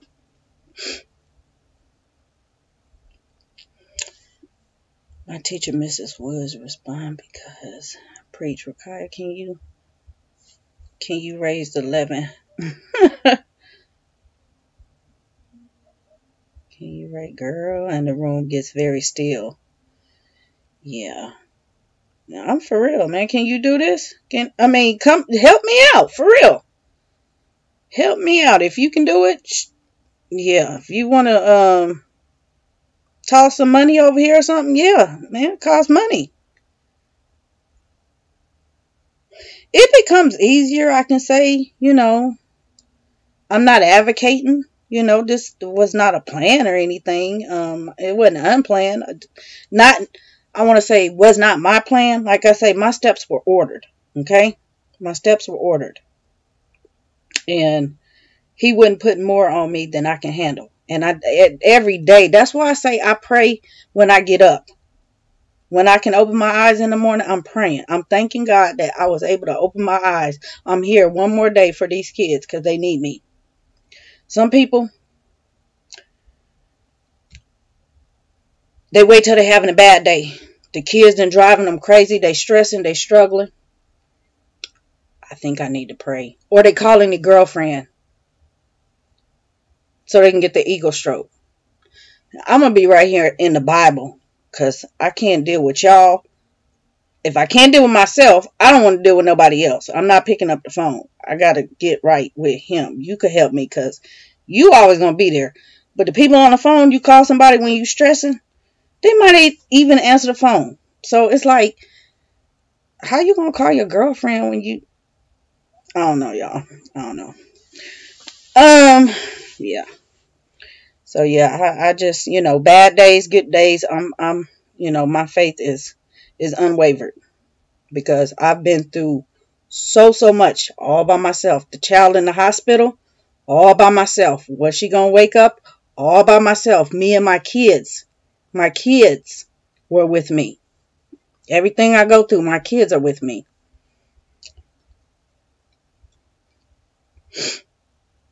So, like somebody was saying something yesterday about, or the other day about college, they're being indoctrinated or something like that. And I said, no, not my kids. No. In fact, I was talking to my daughter earlier about that. And I mentioned to the person, I said, lest you forget, my child was the one protesting up in the school, in the university. Okay? My child was the one that locked herself, chained herself in the dean's office for 7 days. Who does that? She's a little bit more radical than I am. But she had to prove her point. So she's not going to let, if she in the dean office, she's not going to let a professor get over on her. Like what I showed you guys yesterday, that little boy. Who called you to teach? Yeah, she would be one of those. She'll be writing back on that paper just like that little boy did. Okay. So, yeah, they're not like that. That's one thing I have taught my kids. We stick together, and really, y'all, that's how we make it, because we stick together. We never let nobody bring us down, even in the situation, even, from the things that we had to go through, the life changes and all of that, we stuck together.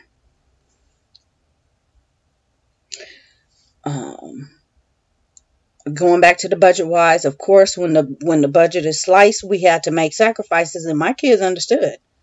They understood. They were not lacking anything. If you asked them, they didn't regret not having the internet.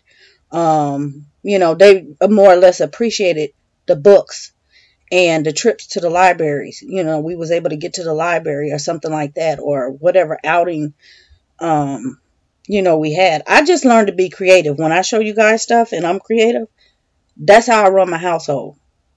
I'm creative. When you're down to the wire in the pantry, you got to get creative. And so I never have been, honestly, I can say we have never lacked.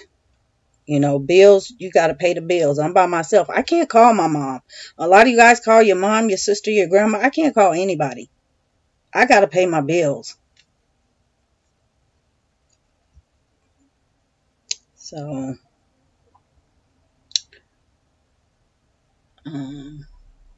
yeah, I do it. Appreciate your husbands that are going to work and taking care of your family, because that's a hard job. That is a hard job. It's hard on the mom to have to be at home, but your kids will thank you in the end. Any way it go, they will thank you in the end. So don't, it's time, later on when you want to go on these lavish trips and stuff like that, you save that for later on when the kids are gone. Right now, you got to focus on getting these kids to where they need to be. Higher education, trade school, or whatever. They're going to need some sort of help once they get out there. Don't leave them high and dry. That's all I'm saying. They're capable. I'm not one that give my kids cars and all kind of stuff. We didn't do that. Go get your own car, because that's how we did it. I had to buy my own car. I think I probably had to, I needed a repair. Matter of fact, I need a couple repairs. I had to, my mom paid for it, but I had to pay her back. But, yeah. You do that. You go buy your own stuff, because I teach them to work for their own. So however you can figure it out, you do that. I think one of mine had put up a GoFundMe to help her. So yeah, you got to do what you got to do when you learn how to survive. Everything works for your good. Yeah. And somebody asked me, why didn't I do it? I said, you know what? Because there's so many judgmental people. If I come on here and say, guess what, y'all, I put up this. There's so many judgmental people that they won't understand. They just will not understand. They think it's just, I don't know. Some people make them campaigns and they really don't need the money. But for the people that really could use the money, it kind of takes away. And then I'm always thinking about the next person. Maybe that person's situation is worse than mine. Maybe, I've been carried this far. Maybe I really don't need help. That type of thing. But, yeah, somebody told me a long time ago to put one up. And I'm like, now, honestly, I did put one up. Whole different story. I'm not, expecting, but, I don't know. If anybody asks, I'll give you the link for it. I just put it like that. But, you guys know the child is graduating. And so that is a big, because we got two. So we got to get one to wherever she's going and then get to the graduation for the other one. So, and obviously that's a big one. That's a big one. And let me say, again, I'm going to stress this. If you can do this, I want to know your methods, your tricks, because you must have a rich somebody. All of us are not going to be able to go to graduation. That would be a blessing beyond measure if we could do that. Very sad, very unfortunate, but we're all not going to be able to go. And we really wanted to go as a whole family to support her. And there's no way in the world we can afford to take everybody across the country like that.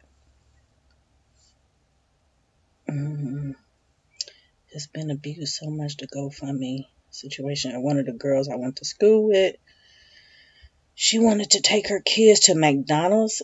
What? That's crazy.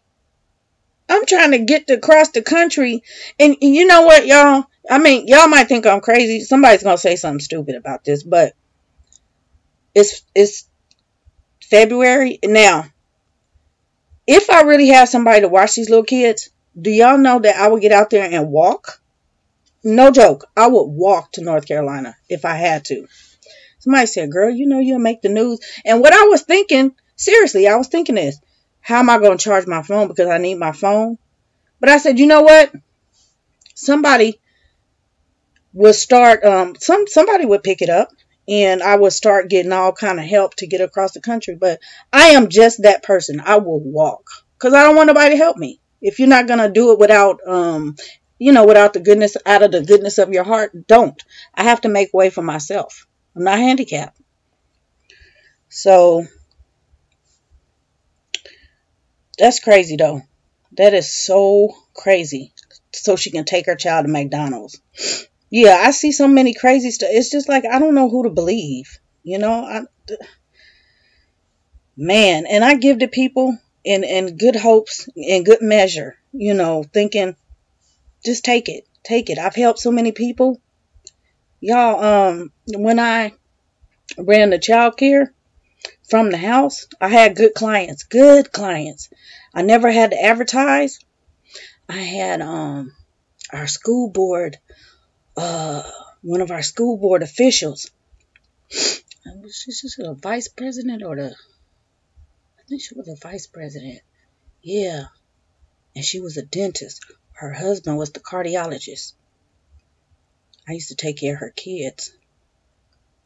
They were my clients. I had so many good, good people.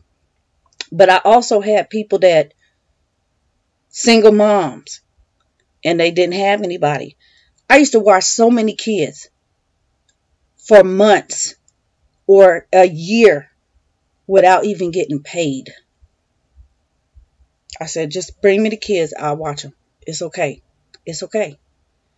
If they had some money, can you just, I would take it because, they wanted me to take the money. But I watched so many kids over the years. I'm talking like 15 years for free. Because we didn't need that money. Y'all, we didn't need it. I just wanted to bless somebody else. I was at home and that's what I did.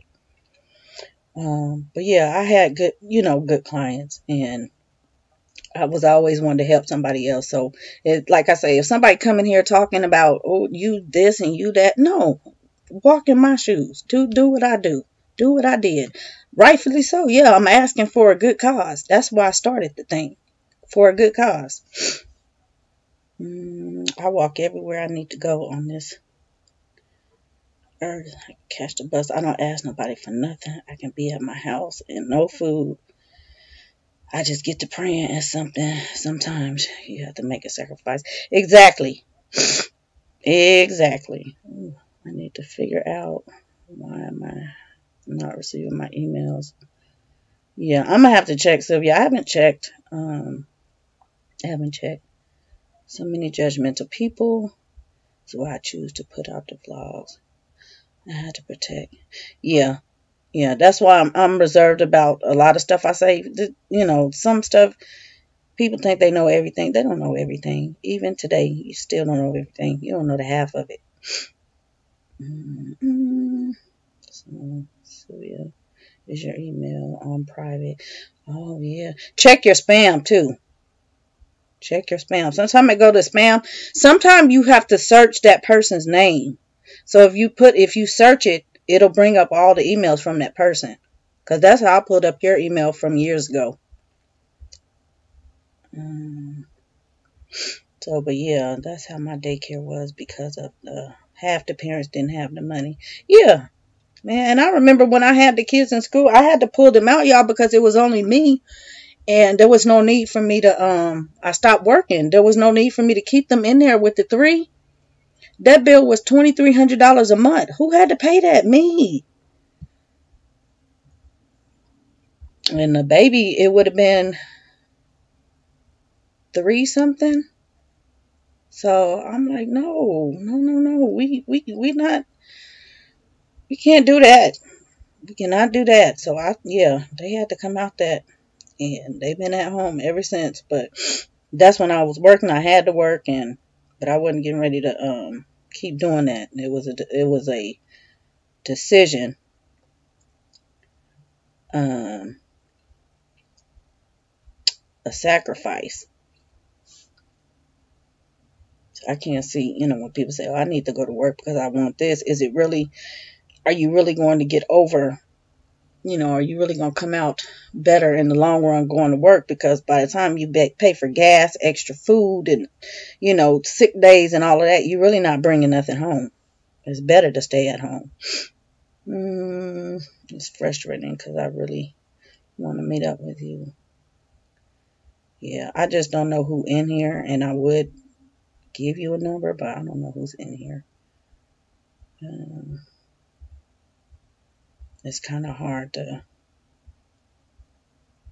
to do that. But yeah, I did give you my number in the, like I said, check your emails and check your YouTube box. Go to your YouTube in the oh my gosh, in the creator studios. Go to your messages. One thing broke my heart is when they didn't have diapers or formula, and I say don't worry about it, and I take one of my old shirts and some safety pins and put it on the baby. I know that's right, Shari Nicole. Yeah, I know that's right. People are always going to let you down. And the Almighty never. Yeah, that's why I say I'm not calling my girlfriend when I'm feeling down. I'm calling to the Bible. I got to call on the man above, because I can't call my girlfriend, girl, I need some money for that. They got families of their own, kids of their own to take care of. I don't even keep friends like that. But yeah, I have one that I've been, one person since I had moved to the state 20 years ago, and I consider her my sister, and we have been there for each other through thick and thin, because we're really, her family is here, but that's all we had was each other.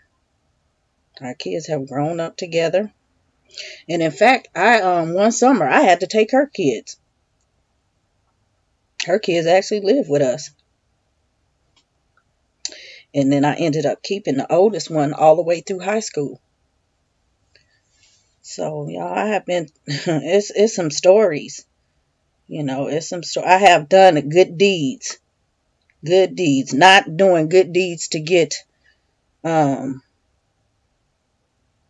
say I'm due, but I know I'm due. And I constantly get blessed because we're constantly taken care of, It happens. It might not always happen when I expect, but it happens. I just keep that faith. Peace, y'all. Peace for Kaya. I'll probably call you later on, or I'll let you chill and you can text or call me. Shari says if you don't have anything in your house, it will.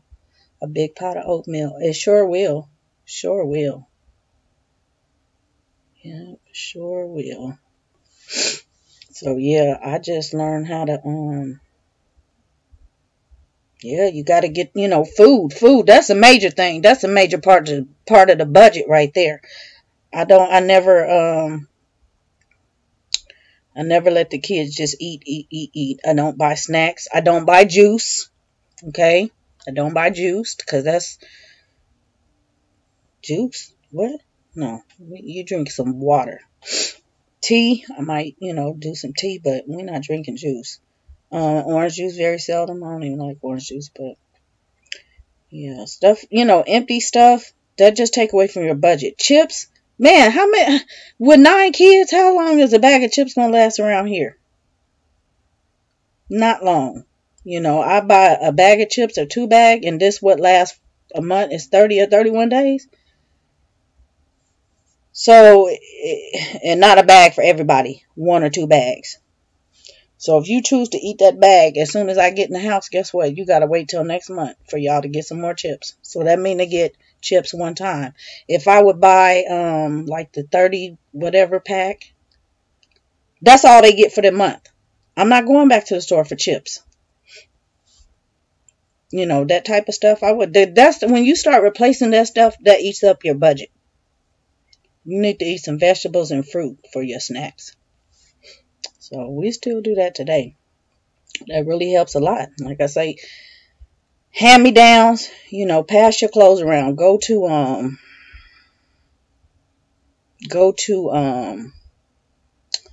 consignments. I did a lot of consignments for the kids' clothes.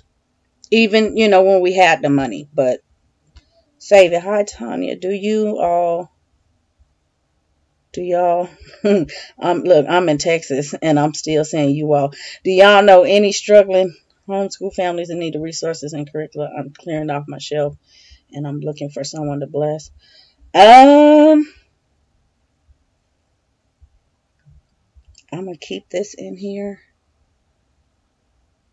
Make sure you come back into this chat once the video is up and put this comment, and I'll continue to ask. I can't really think of anybody right now, and I really don't want to put anybody on, you know, on blast like that, because some people, some people don't want to, like I said, they don't want people to know, their business.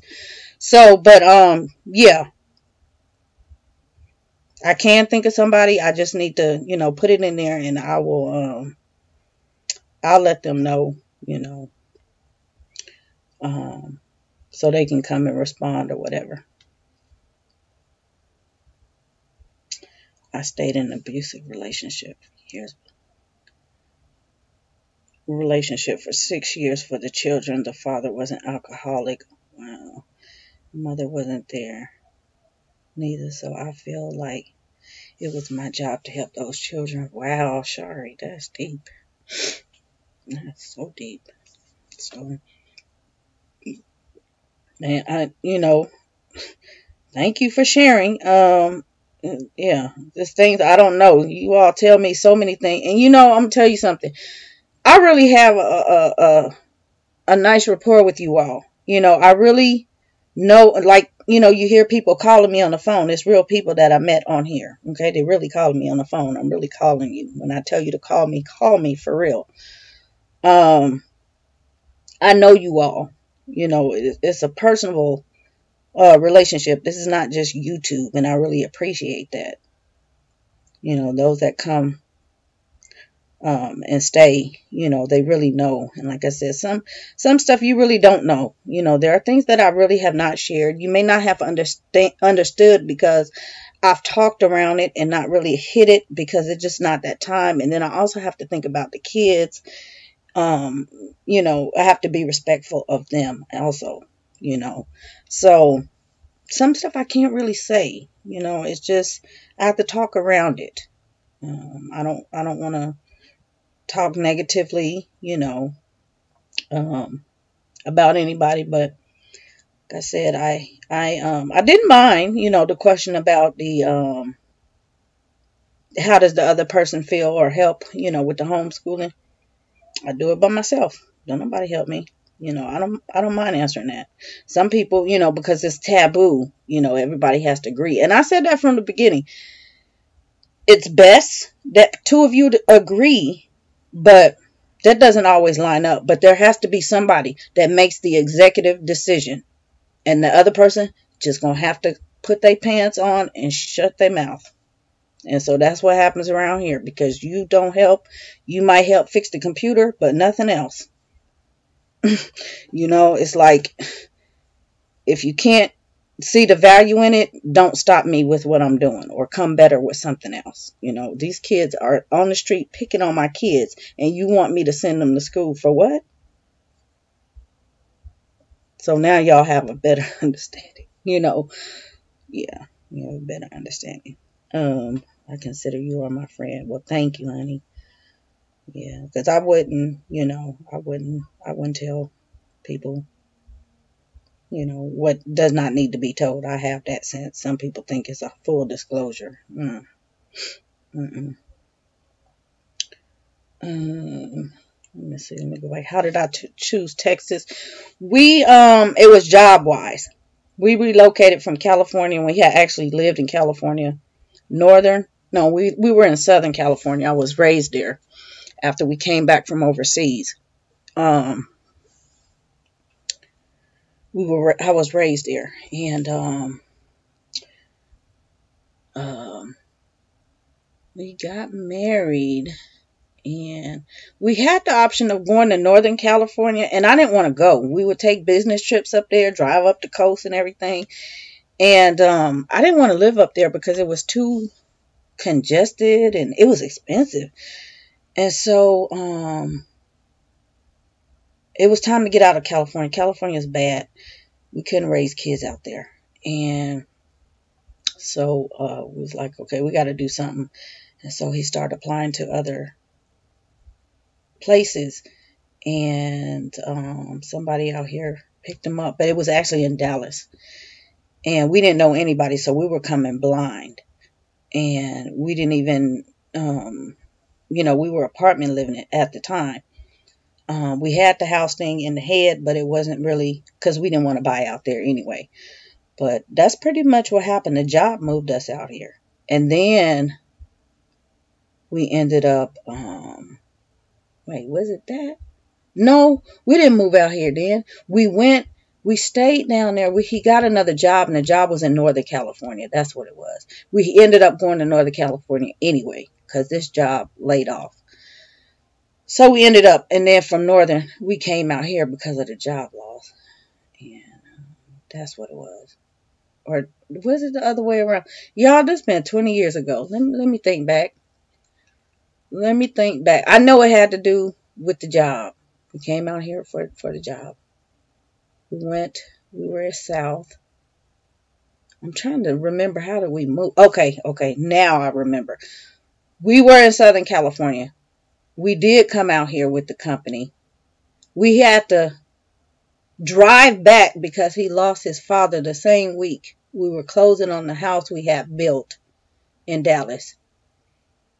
And I had only been here like 2 days because I flew out with the babies by myself. And then we stayed for 18 months. We ended up in Austin. We stayed for 18 months, and then we had to go back because of another job loss. So we ended up in Northern California.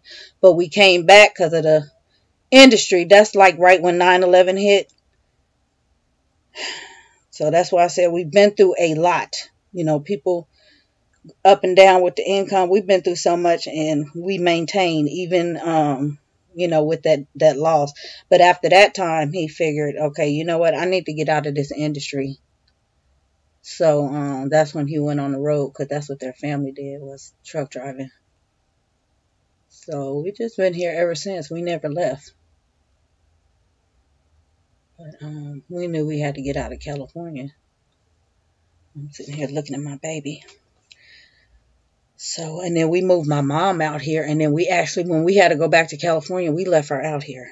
She was waiting for my little brother to graduate. So she actually, the first time we moved out here to Texas, she came a year later. We went back and moved her out here, and my brother came.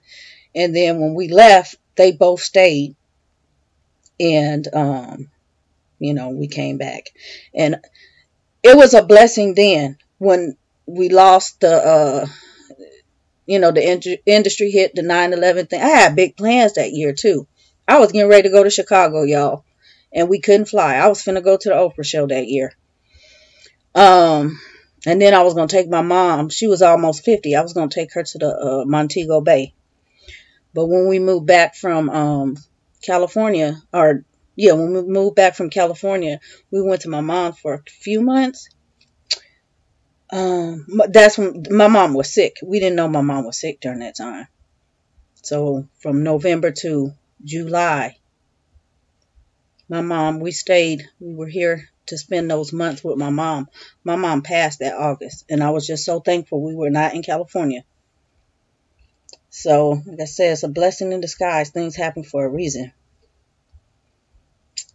But yeah, we followed the job, and just basically went where it took us. And that's life. That's totally life. But I say you have to have some, definitive. You have to have some plans. Always make plans. Always reevaluate your plans. Okay? Always reevaluate. Don't try to live above your means. I'm like this today. If I want to go buy something and it costs $1, I have to have that dollar. I have to have $3. Okay? I don't spend my last dollar. I have to have $3 because I have to have $1 put up. I have to have $1 to immediately replace that dollar I'm getting ready to spend. Okay? So that's how I budgeted everything. That's how we stayed afloat, because we always had money. And I'm not saying we always had money. Of course, there was times, when it was a struggle, but the most important thing is don't spend above your means.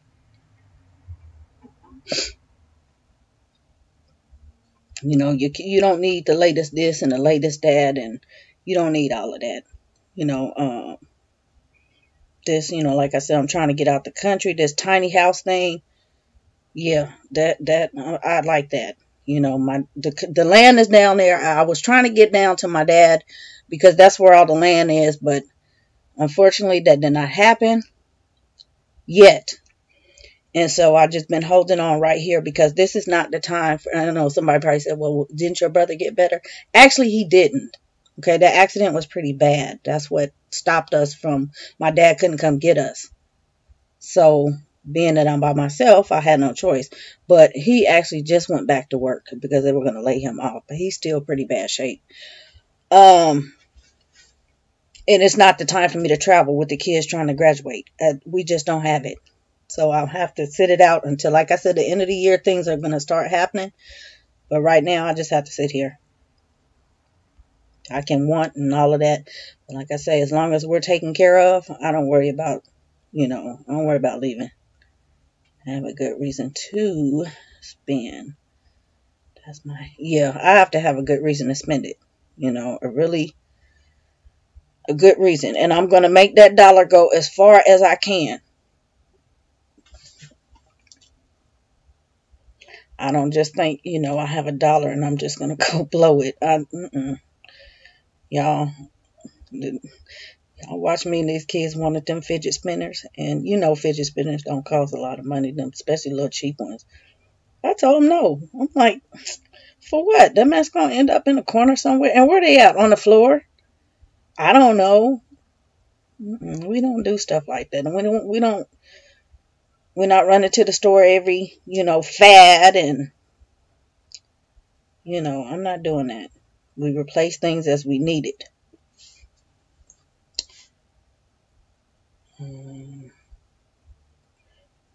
But yeah, some people don't know, don't live beyond their means. And for a lot of people, they can't even pay their utilities. They're actually living above their means. They can't. It's hard. People do not get that concept. You probably can't even afford the internet that you have. You can't afford the Wi-Fi. You can't afford this. You can't afford that, but you're doing it. You're going out to eat. You're going out over here. You're going to the movies. You cannot afford that. We cut it down to the movies once a quarter. And then it became like 3 times a year. Because that's a lot of money. That is a lot of money. Stuff like that.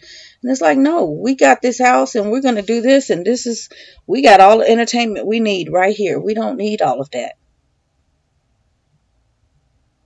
We do not need all of that. I told my kids, I said, look, when you grow up and you go to, you get through school and get in your career, all that stuff that you saying you wish you had, you go buy it. Girl, my child called me, Mama, I wish I wasn't grown. I gotta pay bills. You didn't tell me I gotta put a deposit on the light bill. I did. Well, dang, I don't want to be grown. I'm like, well, I told you, so they learn, I teach it to them young. What, model it. Don't just tell them, model it. So my kids will tell you right now, my mama said we don't have no money. That's right. I watch these hauls. Y'all, that is a big mind trick. Because you either have the willpower or you don't. How I do it, not being cheap. I watch these hauls like I don't have a dime in my pocket. And that's how I get through it. I'm not buying nothing. I just look at what you got. Wow, that look good. And just keep it moving. Keep it right on moving. It takes discipline to live like that, though. It's a great discipline. It's not a bad thing because, like I said, I talked about these families earlier when they sold everything and they're living the life that they really want to. They are financially free. We don't owe anybody anything, and that's a great thing. A lot of people cannot say that. Outside of utilities, you owe people this, you owe people that. You don't owe nobody nothing. I don't have any credit cards. I don't want any. I'm not taking out any bank loans. I can't do it. I don't want to struggle. So, yeah. What am I trying to say? What else? Hair. Learn how, do hair. Learn how to do the hair on your own. Make your own, concoctions. Just, it's so much you can do to save money. Little, you never really think about it, but it's the little things that really, really add up. Some of these people buy stuff for hauls and they return it. Yeah, they do. They take that mess right back to the store. Because you can ask. I done caught a lot, yeah. Yeah. Where is such and such? Can you show me such as? Oh, well, I can't find. No, you took that mess back to the store. So, we don't have any dollar movies. Girl. Yeah, we do. Usually in the summer. We go to the dollar movie. Yeah. Yeah, we would try to save stuff for like, big stuff. Like when the Lion King came live to the live show to the theater. I think that cost me, I had to take the kids by myself. But, yeah, because he had just left. Yeah, I think that probably cost me about $200. And so, it's stuff like that that really, is important. We will put the money towards. But little frivolous stuff, no, we wouldn't waste our money. We couldn't do that. We appreciate the money too much. We work hard for it. That's why I was telling you guys about this laptop, y'all. It was a struggle. It was a real struggle for years. I've been saving for this thing. And I see so many people just toss them left and right all over the place. And I'm like, goodness. Hopefully mine lasts me for, as long as I need it. Because it took me, 8, 9 years? I don't know how long these things been invented. But I've been wanting one ever since then. I literally had to save by the dollar. And I did it.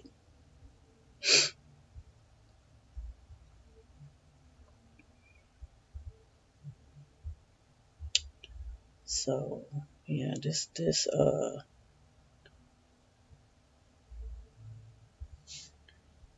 yes, we went. Me too. I just did a deal at Kroger's yesterday. Wow, girl. I remember we grew up with Kroger. I think they got Kroger's up north. But yeah, that used to be our store. I learned how to be a couponer. So I can save on toilet paper and other things. And I make it easier because I love saving money. Yep.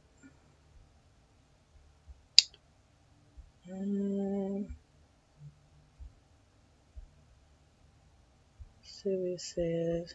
I'm trying to read this. I want it from our local. Oh, okay. Our local morning show. Good. Fun fact about me. I am addicted to winning things on TV and radio. Well, girl, you need to win something for me. Yeah, win something for me. But, yeah, it's a lot of things that I did, even when I was not working outside the home or working, when I wasn't working outside the home, I always knew how to make money. So I'm pretty good at keeping myself afloat, but, there's always something. It's always, something, that needs to be, done. And for us, it's big stuff. Like I said, if I'm willing to get out on foot and walk across the country and somebody asking for McDonald's, that's pretty pathetic. But yeah, I was thinking that whole thing out. What would I do if it rained? How would I, would I survive? That type of thing. But I'm dead serious about that, y'all. Man, yeah. I said I can see, what is that, Good Morning America or some junk? They probably had me on that show talking about, look at this lady walking across the state or across the country. Oh boy. So, but no joke, y'all might see me on Facebook Live or something, on Instagram. Something have a sign going across the country. You know, I don't know. Gotta hope and pray on it. One of the biggest things that saved me is to pay my bills. My hand get to itching. Yeah, I knew when I had to go play the lottery scratch off and I would hit all the time with my rent. The best time to call on the radio is at night. Wow, thanks for the tip. Girl, yeah, when your hand get to itching, I know about that. I know about that. Um, yeah, I say just, keep your faith and you will get through whatever come up with your plan and keep your faith. Reevaluate your plan. We have this thing, I always, we've been always one to plan ahead and think ahead. And so a lot of situations, especially parent wise, we thought ahead years ago when the kids were little. When all the girls start popping up, the scenario, what if somebody, teenage parent, we thought of that a long time ago. Anything and everything that you saw on TV, on the Cosby Show, has happened in our house and more. And it was funny because, you thinking this is just the TV, but it really happened. And so we had these things already, on the table. So, you have to think like that. What if you get in a situation, like if you want to buy a house? I don't encourage anybody to buy a house these days because jobs are turning and you most likely have to go out of state and you won't be able to unload that house. So you're going to lose the house, really. Can you afford to do that? But you have to plan ahead. That is the most sound advice I can give you, is think the worst, prepare for the worst, and you'll be okay. We went to Black Panther. Yes. Yep. So yeah, I would save it for the really good movies, and the rest of them, I won't worry about. I would save it. I'm not going to see this. I'm not going to see that. I'll see it eventually. That type of deal. But yeah, I never did. This little dog coming on my porch. I never did make that journey because, of course, Oprah show is long gone. But I told my kids the deal is because I've done what I've done for them, they don't have to pay me back. I want to what they have to do is make sure the little kids get through college. That's all I want from them. Because, by the time they get up there, these kids will be well into their careers and stuff like that. And I said, just help them, help them, whether I'm here or not, help them get through school. And that'll be enough for me. You don't have to buy me a house. You don't have to buy me a car or anything like that. Just help them. And so, that's the plan from here on out, to get everybody up to where they need to be. And we shall see. So far, I haven't seen any, there's a lot of setbacks, but I haven't seen any failure.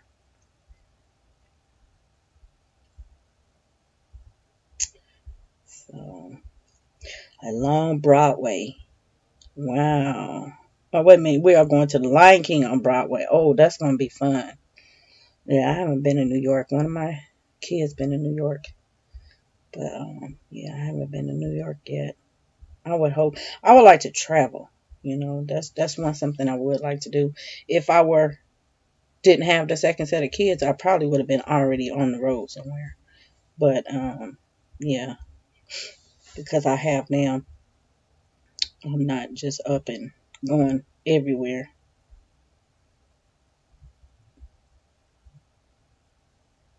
And yeah, I would love to do that. That would be so much fun. Um, I'm trying to think where else.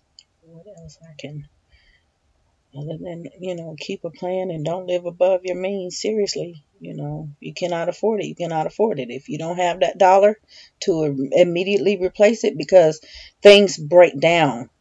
People need things, kids need things, and you don't always plan. It's always your car breaking down, or your appliances breaking down. It's that stuff, you got a blown tire and you don't really think about, but those are things, valid things. You should be able to replace that stuff right away, not have to wait. Summertime coming, watch so many people, oh, my AC went out. Why are you riding around with no AC? You should be able to replace that. And then you going over to Target. That doesn't make any sense. It doesn't make any sense at all.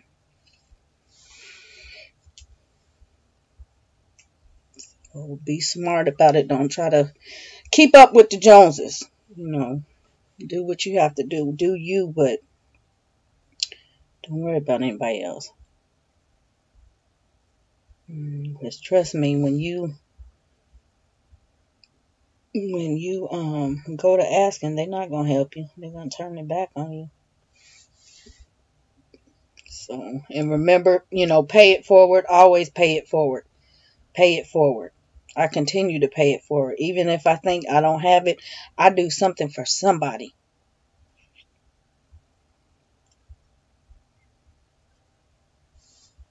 I got a bunch of stuff sitting here now, and I'm just, giving stuff out because I don't want it. Yes, I could use the money. Some of the stuff I'm thinking, okay, maybe I could sell it. I don't know that it's really going to sell, but it's not going to bring the kind of cash that I need to get to where I need to go. And really, I need to bring one of the big kids with me. And it's like, how we going to make water in the wine type of deal, Can you help me out, man? That's what I'm doing right now. But we're going to see. We're going to see what happens. I have faith.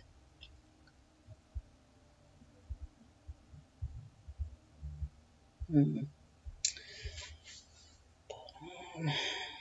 Yep.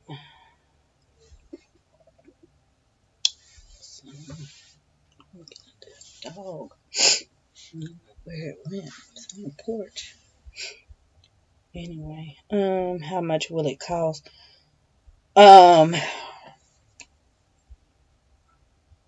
I think the last time I checked on the flight, because the closer they get, the more they cost. The last time I checked, one ticket was running about 8 something, and yeah, I'm trying to think. I know it had to be refundable. I was complaining because it was more. I think it was more.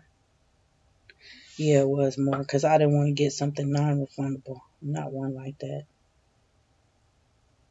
Yeah. So yeah, I hadn't checked any other avenues, honestly, because they're all going to be running the same.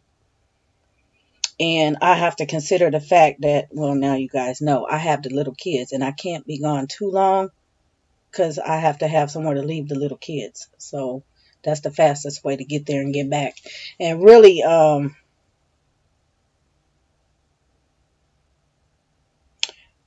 is it coming from me or Tanya?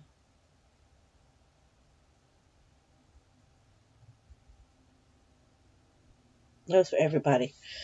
Really, it's Mother's Day weekend, so they're gonna jack up the price for everything then. And she's moving. She already got she's gonna be a teacher, so she'll be moving out of state. So it's kind of I'm going and coming back, but at the same time, who wants to, I know many times, I'm not even going to disrespect anybody because I know people have not made it to their child's college graduation for, various reasons. Um, and they've been actually closer, in distance. Everybody struggle financially. So, yeah, but she's going to be moving back anyway. She already is, she's going to be a teacher. So she'll be moving back this way. She's moving one state away. But yeah, you want to be there for that child. We all want to be there because she's, the first one that did it out of all of them, and it would take Kardashian money to get us all there and back. So it's just, I don't know. It didn't happen the way we planned. But it's not, we're okay with it because we know that, it probably would have never happened the way we planned. Things don't happen the way we planned. So what we're thinking is one of us is going to end up going, um, these kids are going to stay with their dad. One of us is probably going to go to one graduation here. The other one is going to go across the country to the other one. We might have to do it like that. What you doing? Oh, you going to the bathroom? Okay. Oh, you're going to have to wait. Because like I said, we're still waiting on acceptance letters. And then we have to get another ticket. Okay, it's not just the ticket to get there. We got to get a ticket to get the child to whatever school she's going to or whatever. So we need some plane ticket money. But yeah. You going to the restroom? Tell me you and your family will enjoy it. Yeah, you will enjoy. You did? Do you need some help? Did I lose my chat again? I don't know why this thing always. Do you need some help? Yes. Okay. I lost my chat. There it is. Show chat. Okay, well, let me know when you get finished and then I'll come help you out. So,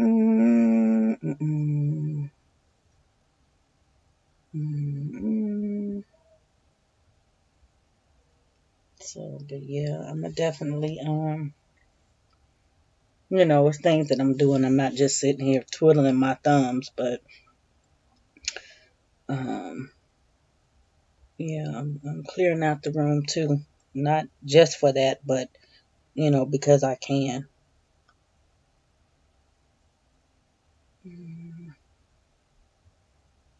So either way, the funds will be used.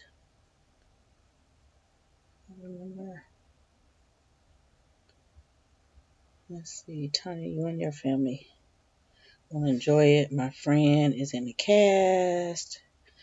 Oh, cool. Sylvia says we played a tree. Yeah, I played a tree. Wow. It was awesome. I was a teenager too. I had my whole arms for the entire show. It was difficult. I can imagine. Tanya says I watched Lion King Broadway on YouTube. I would love to see it one day. Yeah. Yeah, that would be quite an adventure. So, but never say never. Like I say, there's so many people doing so many things these days, downsizing so that they can actually live that life style that they want. It's not impossible. You just have to cut back. If you are fortunate enough to have a home, grow a garden.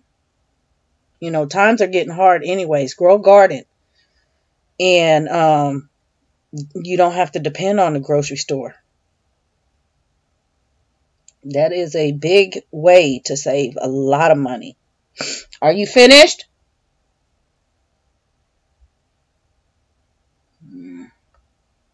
Are you finished? Okay. Hold on, y'all. She's finished in the restroom. Oh, my legs. These legs are old and weary. You finished already? You just really locked yourself in here, huh? Okay, come on.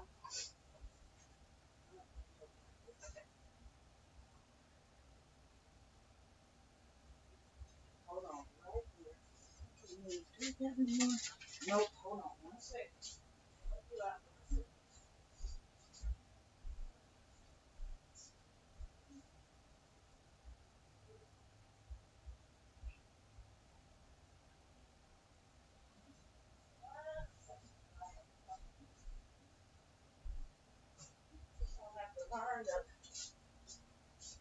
You have to learn to do this yourself. Come here.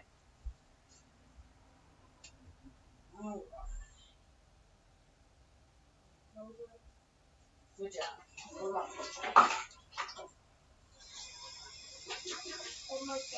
Yep, you're done. In a little bit, I can smell. You guys put lime on the soap. You turn my soap blue. Hmm? You turn my soap blue. I'll get you some in a few minutes. Come on. Are you going back out for a few minutes? Yeah. Okay. I'll get you some in a few minutes. Some ice cream. Hello? What? Why? Is it an emergency?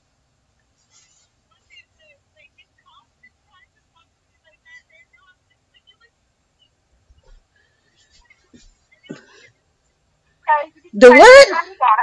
The what? We're at the mall. So these cops were like detaining these kids, and we're like, what's going on? Like, they were surrounded by like 10 cops. The cops did what? The mall cops and the actual cops. The cops were surrounding some kids and cops, and I was like, okay, well, what's going on? Let's like make sure these kids are okay, because they didn't have parents in it. So I'm like, what's going on? And so we went up to them, and we were like, okay, are these boys being detained? Like, what's going on? Are they going to get arrested? And they're like, no. And I'm like, okay, but then why are y'all still surrounding them and why are they still here? They're like, we're having an investigation. I'm like, that's not the thing. It's like, detaining them. If they're not detained, they can go free. And why are they investigating people at the mall? Because they were like, oh, these boys are there. And I'm like, okay, but also if you're formally investigating them, why don't you call their parents? Because they're kids. Like, if that's the case. Did they get out the movie theater and they started messing with them? No, they were like, it was at the main part of the mall. And so we just asked them questions, and he was like, oh, no, we could just sit here. Like, they could stay here. So I was like, what is, so we just started asking questions, and they wouldn't answer her. So I was like, could you please tell me? Because she was like, oh, you're saying that, like, getting arrested isn't the same, or like, you're having an investigation isn't the same thing. And she was like, no. And he's like, you're wrong. So then I just asked him, was like, could you explain how? And he literally didn't explain. He was like, how would you feel if somebody stole from you when you went to the cops and they were trying to investigate them and then walked away? How would you feel? And I'm like, but that didn't answer my question.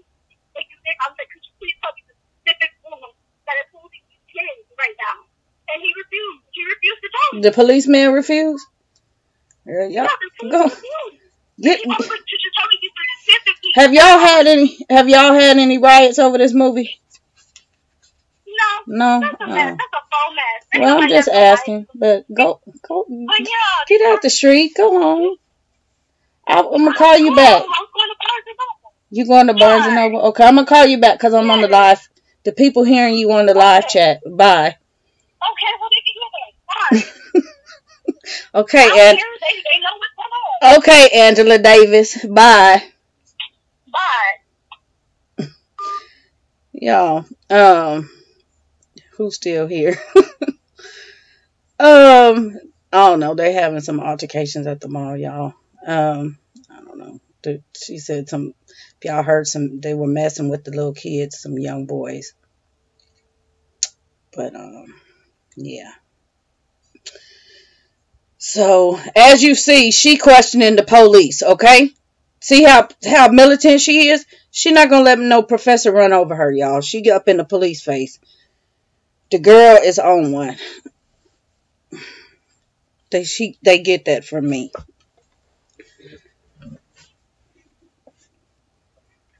So, you see, I tell her to go home because sometimes she just, she a little bit too much. And, she's shorter than me. I tell them 5 feet. I think she like 4'7". It's like, you in who face?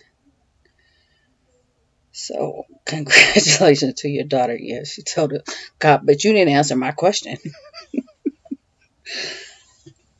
Girl. So, the girl is all over the news down there, for real. So I gotta watch her. I'm gonna have to go ahead and get these kids congratulations, but I'm going to tell her thank you all for that. She sure appreciates it. But yeah, we are very, very, we're proud of her in any case, just like we're proud of all of them. But, yeah, she is going to be a 5th grade teacher. So how cool. That is so cool. I told her that she had a choice between 5th and the 8th grade. I said, you did right, because they still need they still need guidance, and you can still coerce them kids. They still need help. A 8th grader and a fresh teacher and a short teacher, she got a mouth and 8th graders got a mouth. I said, y'all wouldn't even clashed.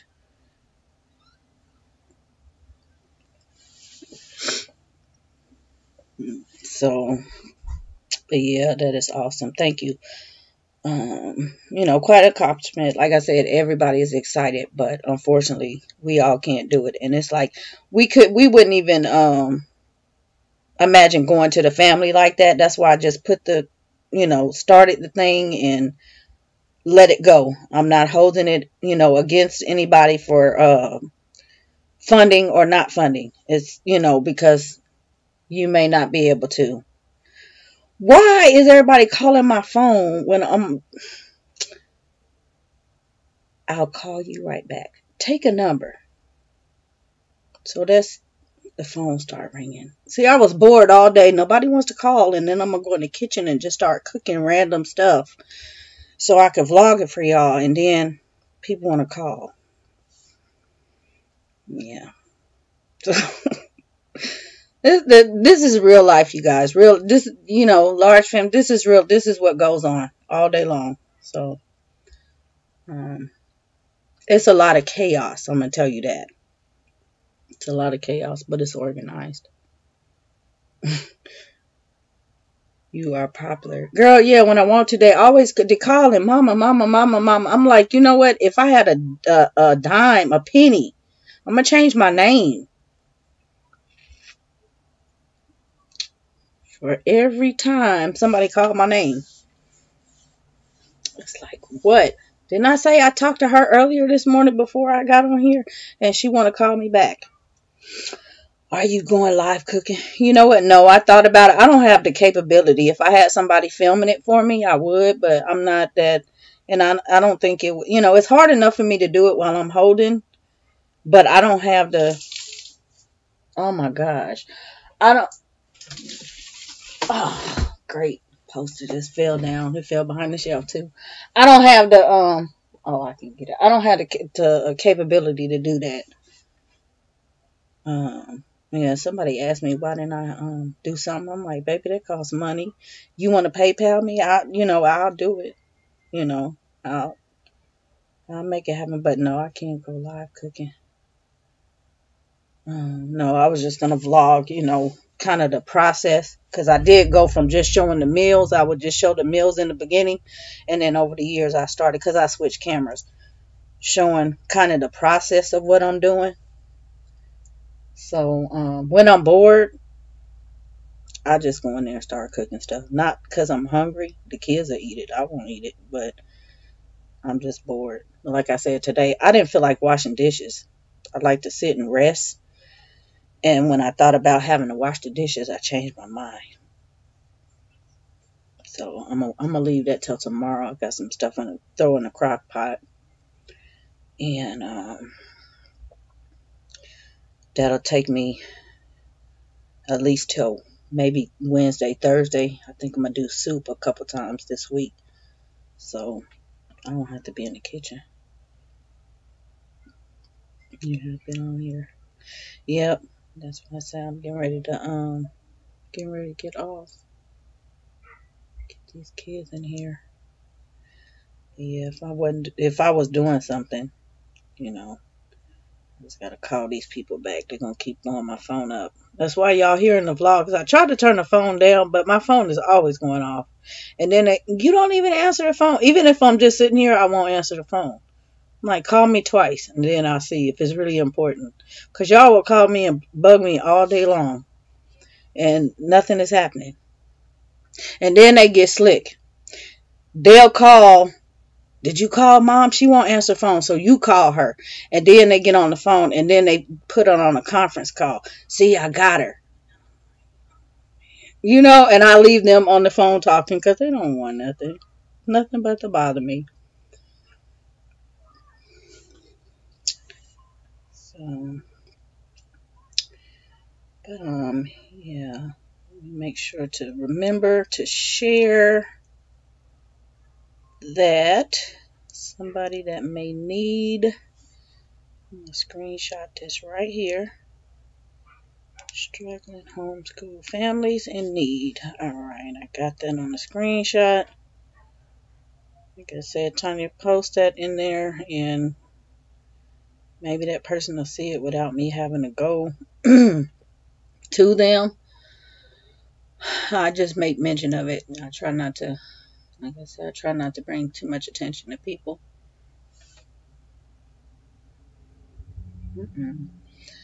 But that's nice. That is very nice to do that. And I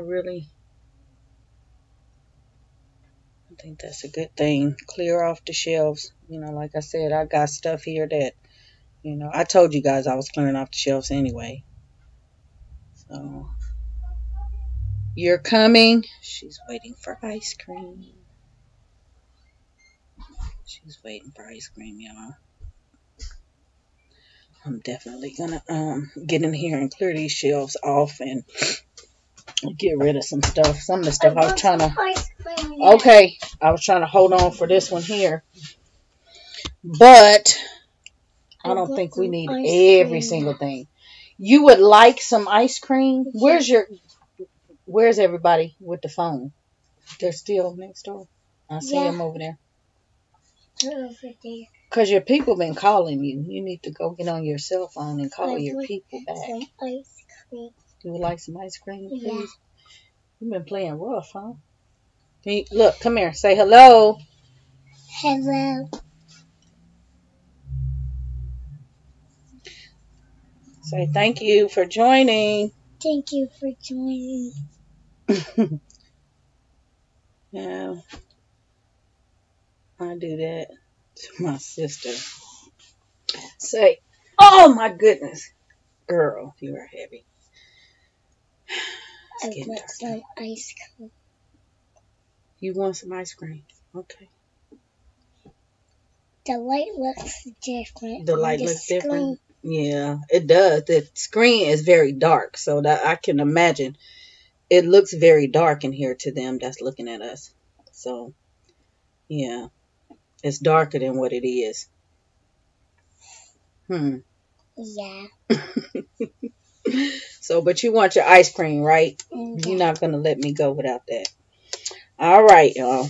So, we will see you all. And like I said, if I put that link up, I may or may not. I have to use my discretion. It's on my Facebook, but I'm not going to put it in the Facebook group. I just don't feel it's appropriate. I don't know. You know, if you ask, I would give it to you, but I'm not going to put that out there. You know, I just don't need the naysay. So dark because I can't see my eyes. It's going dark. Yeah, it is going dark. There's your eyes. Look. Woo. It is dark, huh? You are so silly. All right. Ice cream. You done playing with Azariah? She's asleep. She fell asleep, didn't she? Yeah, I figured she did. They've been out there playing with making slime and everything. All right. I will catch you all on the next chat. And this one is one that I've been holding up for a while. I need to go ahead and get it out because I have notes on it. And I'll get probably a mail vlog or something. I still have footage. Hopefully you all caught the video I put up this morning, the vlog, if you did, or this afternoon. Watch it.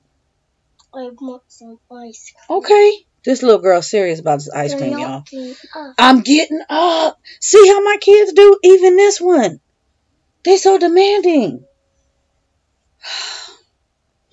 All right.